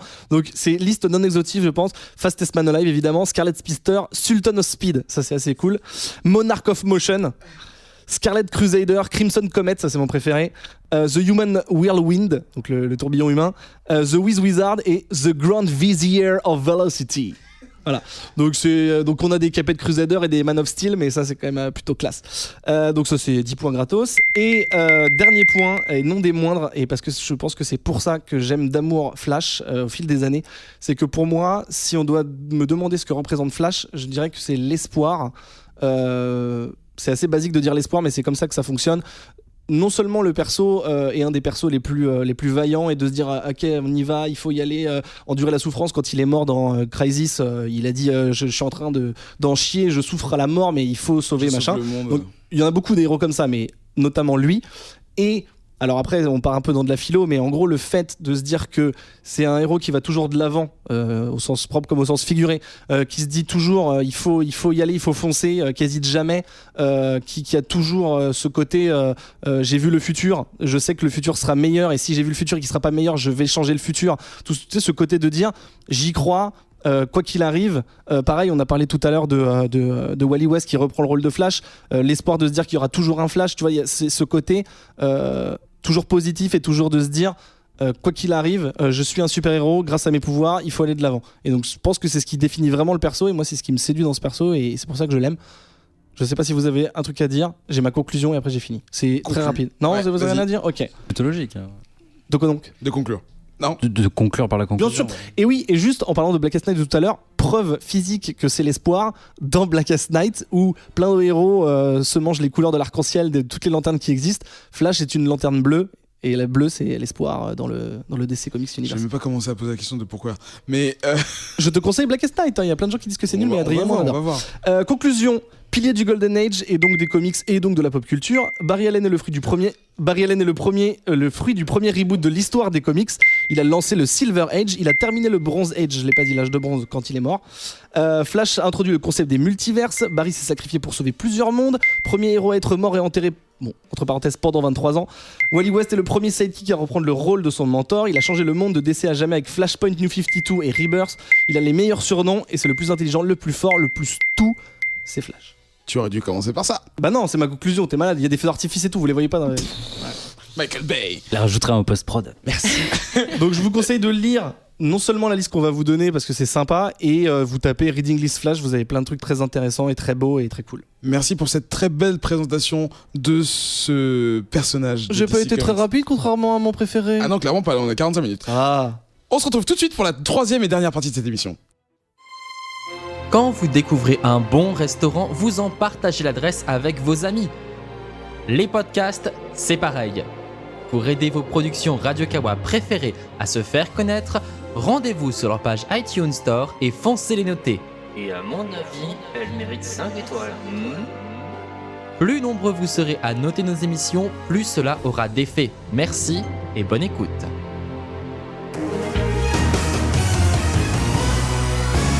Flash est le meilleur. Ouais. On a quelques petites minutes pour vous parler de Hors les Bulles. C'est la partie de l'émission dans laquelle nous parlons de ce qui est comics, mais qui n'en est pas vraiment. Là, en l'occurrence, c'est un film. Et comme on en a parlé dans le sommaire, c'est Lego Batman, le film. Pas Batman. Le film, arrêtez de vous moquer, je suis extrêmement Batman, c'est fatigué. son coffre. Ouais, ça doit être la Batman, oui d'ailleurs. Ouais. Donc film d'animation sorti au cinéma début février, je me rappelle pas de date, je crois que c'était le 9, avec au casting américain, et on va voir quelques noms à donner pour le casting français, du doublage des voix. Will Arnett, que vous connaissez certainement de Arrested Development. Il était déjà dans Lego The Movie. Également, que j'ai pas vu. On a également Michael Cera qui était aussi dans Arrested Development, qui était certainement pas dans... Non. Dans Lego The Movie, Rosario Dawson, qu'on a vu dans plein de films et dans dans beaucoup de séries du Marvel Television Universe. Et DC aussi, comme ça. Elle fait Wonder Woman. Et Wonder Woman dans DC What? Ah oui, dans les voix. Animated, ouais. Oui. Ralph, non, ça c'est un spoil. Non, si, quoique non, Ralph Fiennes qui joue Alfred. Je crois que c'est Fiennes. Et Ralph Fiennes, pardon, excuse-moi, plus je le savais. Et plein d'autres gens de la télévision. On a Conan O'Brien, Zoe Kravitz. Donc, Maria Carey surtout. Il y a Maria Carey. Zach Galifianakis qui fait le Joker. Oui, on s'en fout. Et Siri. Mais je n'en dis pas plus. On va essayer de pas trop spoiler. Et dans les voix françaises, il y a donc Jean Rochefort. Non, c'est l'autre. Non, il y a Ryan Bensetti. What the fuck is this? Il y a Stéphane Bern qui fait Alfred. Voilà, c'est lui. Ça, j'avoue, je suis curieux. C'est un truc cool. J'avoue. Il y a Natou, qui est une youtubeuse apparemment. Ouais, donc y a pas je pense qu'elle fait Barbara Gordon, malheureusement. Là. Non. Antoine Griezmann, le footballeur. Qui fait Superman, donc ça va, il y a pas beaucoup de phrases. Et Blaise Matuidi, le footballeur aussi, qui fait Flash. Donc ça, c'est on a fait J'ai rien contre Blaise Matuidi, mais tu fais pas Flash, déjà, tu te calmes. Voilà. Donc c'est donc un film d'animation qui est donc un spin-off, si on peut dire, de Lego, le film Lego. The Movie, oui, tout à fait. C'est la grande aventure Lego. La grande aventure, qui se déroule uniquement donc dans le monde de Batman, qui était donc un caméo en fait à la base, et ils ont fait un film étendu dedans. Donc avec toute l'autorisation de Warner, qui leur a permis d'avoir toutes les licences de beaucoup de personnages d'ici secondaires, enfin primaires et secondaires. Donc on retrouve sans spoil les autres personnages de la Justice League et les méchants aussi. Donc en l'occurrence surtout Joker qui le primo méchanto. Oui, tu voulais dire Non, je voulais juste dire qu'on en reparlera tout à l'heure, mais je voulais dire les licences. En fait, je pense qu'effectivement il y a dû avoir un deal avec Warner, mais ils avaient déjà les licences pour les jouer Lego. Non, mais je veux dire après c'était pas nécessaire, enfin c'est pas obligé de les mettre dedans parce que là on est dans un film à la base dans l'univers d'ici, mais ils se sont un peu lâchés. Oui. Du coup, on va traiter ça comment ? Alors déjà, nous quatre, parce qu'on est allés voir ensemble, avons-nous aimé le film ? Oui.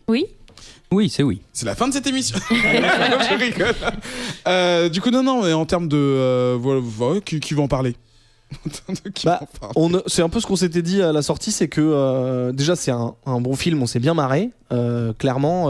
C'est bien poilé. On s'est bien poilé la face. J'ai bien mal à la gorge. Non seulement c'est un bon film dans le sens où en tant qu'adulte on a passé un bon moment, en tant que fan de comics on a passé un bon moment. Moi en tant que fan de Lego, je sais pas pour vous, mais moi je suis fan de Lego, j'ai passé un bon moment, et je pense que les gens qui ont des enfants pourront dire que les enfants ont passé un bon moment, ou même les enfants eux-mêmes pourront le dire, ils ont une langue, ils peuvent le dire. Si effectivement ils sont en âge de parler, oui. Voilà. Et si les parents leur disent mais réponds monsieur. Donc je pense que il est pas parfait, mais je pense que c'est pari gagné dans le sens où c'est une vraie bonne, parce que je reprends les mots d'Adrien, c'est une vraie bonne aventure de Batman. Sans rentrer dans les détails, c'est une vraie bonne aventure de Batman. C'est pas ridicule, c'est-à-dire qu'il y a beaucoup d'humour, hein, c'est la base du truc. Elle est originale l'histoire, hein. Elle doit tirer à droite et à gauche de peut-être petites histoires, mais ce qu'on voit à l'écran c'est pas une histoire, c'est pas un scénario, c'est pas une adaptation, voilà. Mais c'est pas un scénario complètement maboule, hein. Il y a un méchant, il faut le taper, quoi. Oui, non, bien sûr, hein, après il y a des petites subtilités. Non, mais comme ça se centre énormément sur le couple de Batman et du Joker, on pourrait y voir des connexions dans quelques comics ici et là. En tout cas, finalement, ça reprend les grands codes et les grandes lignes de Batman. Et dans les méchants, et dans ses relations avec Robin. Avec oui, Robin, c'est ça. Non, mais en plus, clairement, le Robin, qui est doublé par Michael Cera, et là est un garçon, mais physiquement, c'est la version fille du Dark Knight de Miller. Enfin, tu vois, physiquement. Plutôt, ouais. Donc, il y a vraiment, comme dit Adrien, il y a des inspirations partout. Et je trouve qu'en fait c'est un film drôle qui arrive à se moquer de lui-même et des personnages. Donc ça, c'est en parlant de deal avec Warner, je pense qu'effectivement il y a dû avoir quelques retours, mais à aucun moment ils sont ridiculisés au point de se dire au point de ridiculiser des héros qui sont censés être un peu sérieux, tu vois. Ouais, en fait il y a cette frontière, hein, qui est toujours délicate avec l'autodérision et la parodie, etc. Parce que Lego Movie franchement aime se moquer d'eux-mêmes. Là, je trouve que c'est plutôt réussi de ce côté-là. On se moque de certains aspects des super-héros ou des Lego, mais on franchit pas la ligne qui fait que d'un coup ça devient hypocrite et ça devient un peu relou.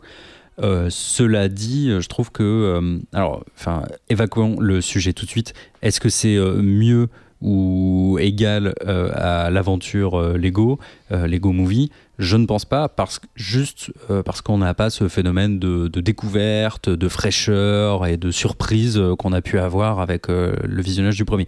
Cependant, pour Eric et Eva qui n'ont pas vu le film, moi j'ai une petite question à poser. Qui n'ont pas vu Lego Movie, pardon. J'ai une petite question et on va pouvoir mettre ça dans un point positif ou dans un point négatif. Est-ce que ce film peut se regarder, oui ou non, si on n'a pas vu le premier ? Ah oui, moi j'ai eu aucun problème. Enfin, quand j'en ai parlé à d'autres personnes qui ont vu les deux, personne m'a dit, on m'a juste dit que le personnage venait du premier film, mais après. Bon, en plus, c'est pas vraiment. Il tient tout seul le film. Techniquement, c'est pas une suite, c'est un spin-off. Donc effectivement, si t'as pas vu le.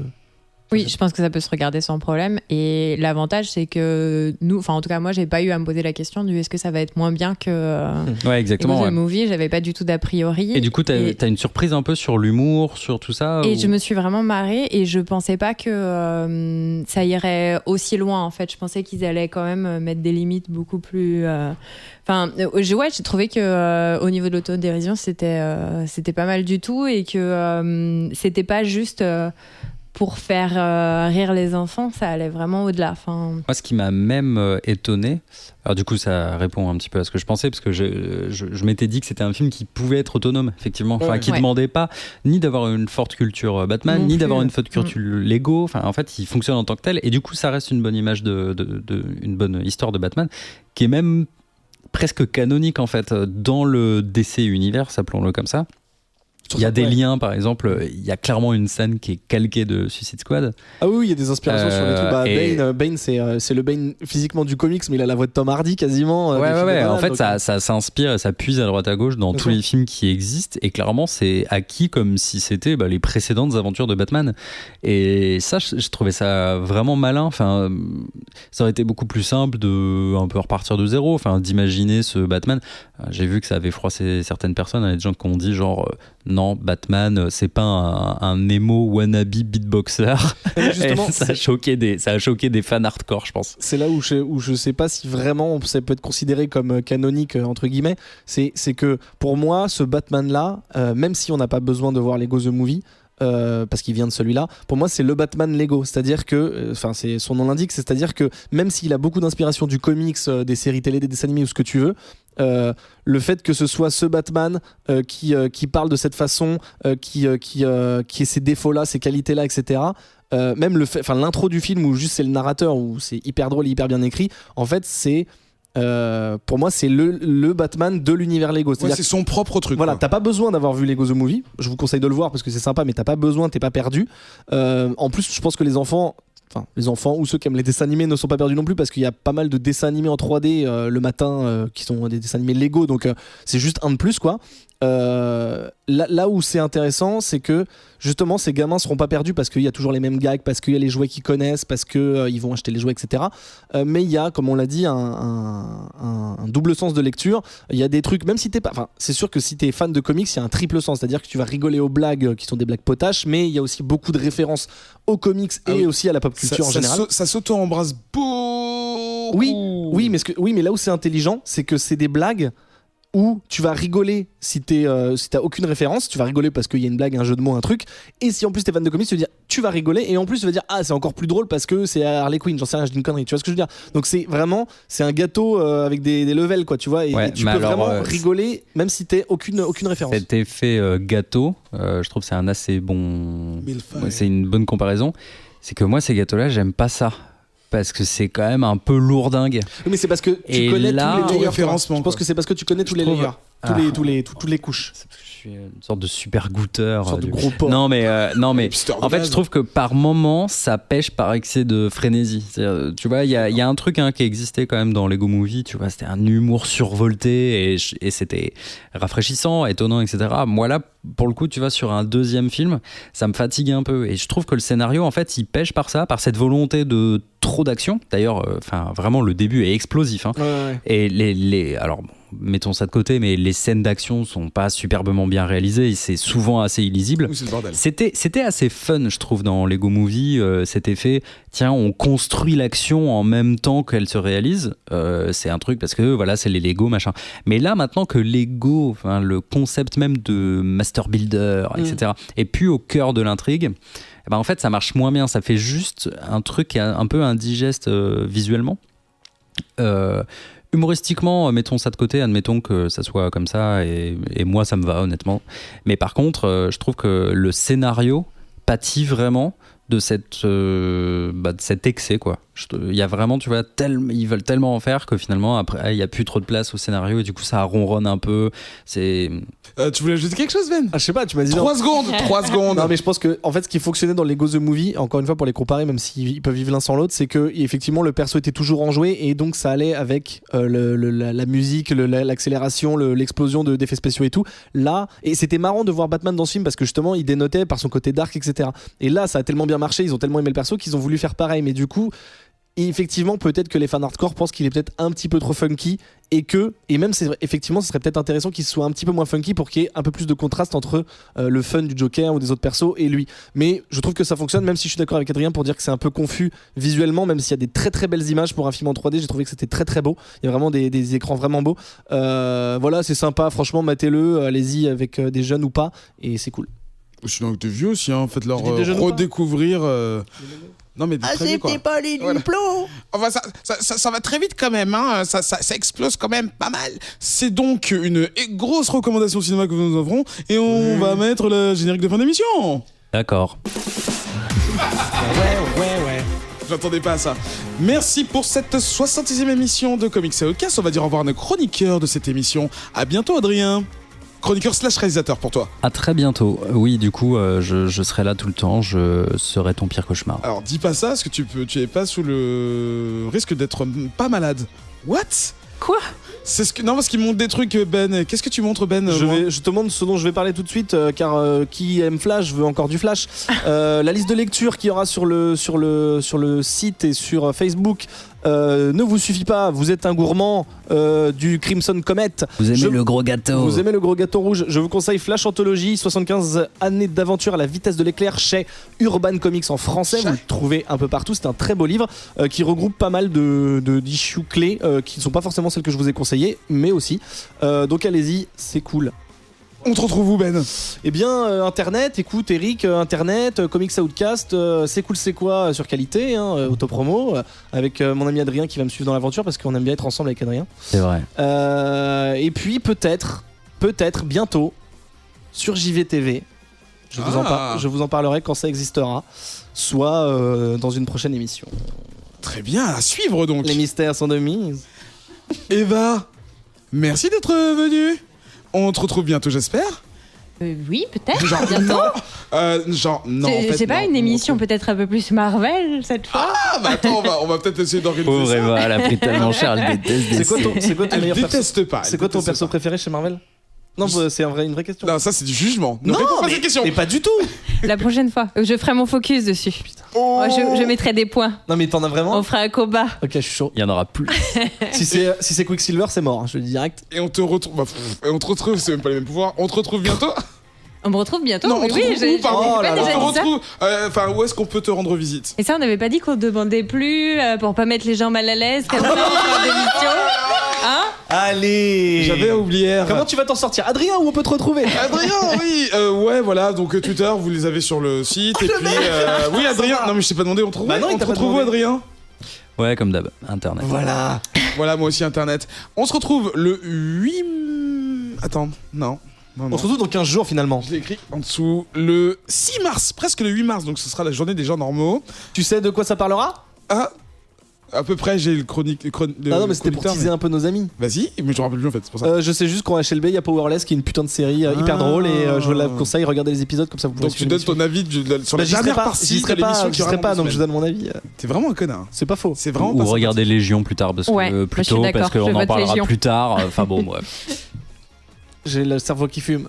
Ah bah attends, tu te fous de ma gueule, t'as parlé pendant 40 minutes sur Flash et maintenant t'as le cerveau qui fume. Mais non, j'ai pas. Et nous alors ? J'ai parlé pendant 6 heures, mais vu que je vais vite, ça fait 40 minutes. Il y a une autre chanson derrière. Ouais, mais ça s'entendra pas au montage. Donc je vais passer pour un gros con. Oui. Je vous remercie de nous écouter toujours autant nombreux. Si nombreux, tant Oh nombreux. la vache. Quoi ? Dans les commentaires, dites-nous quel est votre bafouillage préféré d'Eric, s'il vous plaît. Dans notre commentaire, veuillez compter les fois où Ben a dit un espèce aujourd'hui. Alors d'ailleurs, si vous savez, non vrai, allez, j'hésite à le faire, mais je le fais. Si un auditeur arrive à nous, une auditrice arrive à nous dire exactement le nombre de fois où le mot flash a été prononcé dans cette émission, elle aura un cadeau. Ou il ou elle aura un cadeau. À la prochaine émission. Arrête de vouloir gender equity. Donc tu vas les compter. Attends, j'allais dire, ça veut Ils dire. vont les compter. Non, mais ça veut dire qu'il va falloir que tu vérifies. Flash, flash, flash, flash, flash, flash, flash.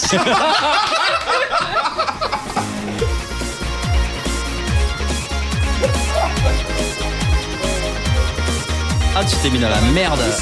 C'est pas grave. J'ai voulu prendre une photo tout à l'heure, j'avais mis le flash. Je suis sûr que tu vas mettre juste au moment où il va couper le truc, tu vas dire flash juste pour faire chier, pour voir si les personnes écouteront bien jusqu'à la fin. Genre tu vas laisser, tu sais comme dans les fausses chansons, 5 secondes Mais non. et flash. À la semaine prochaine.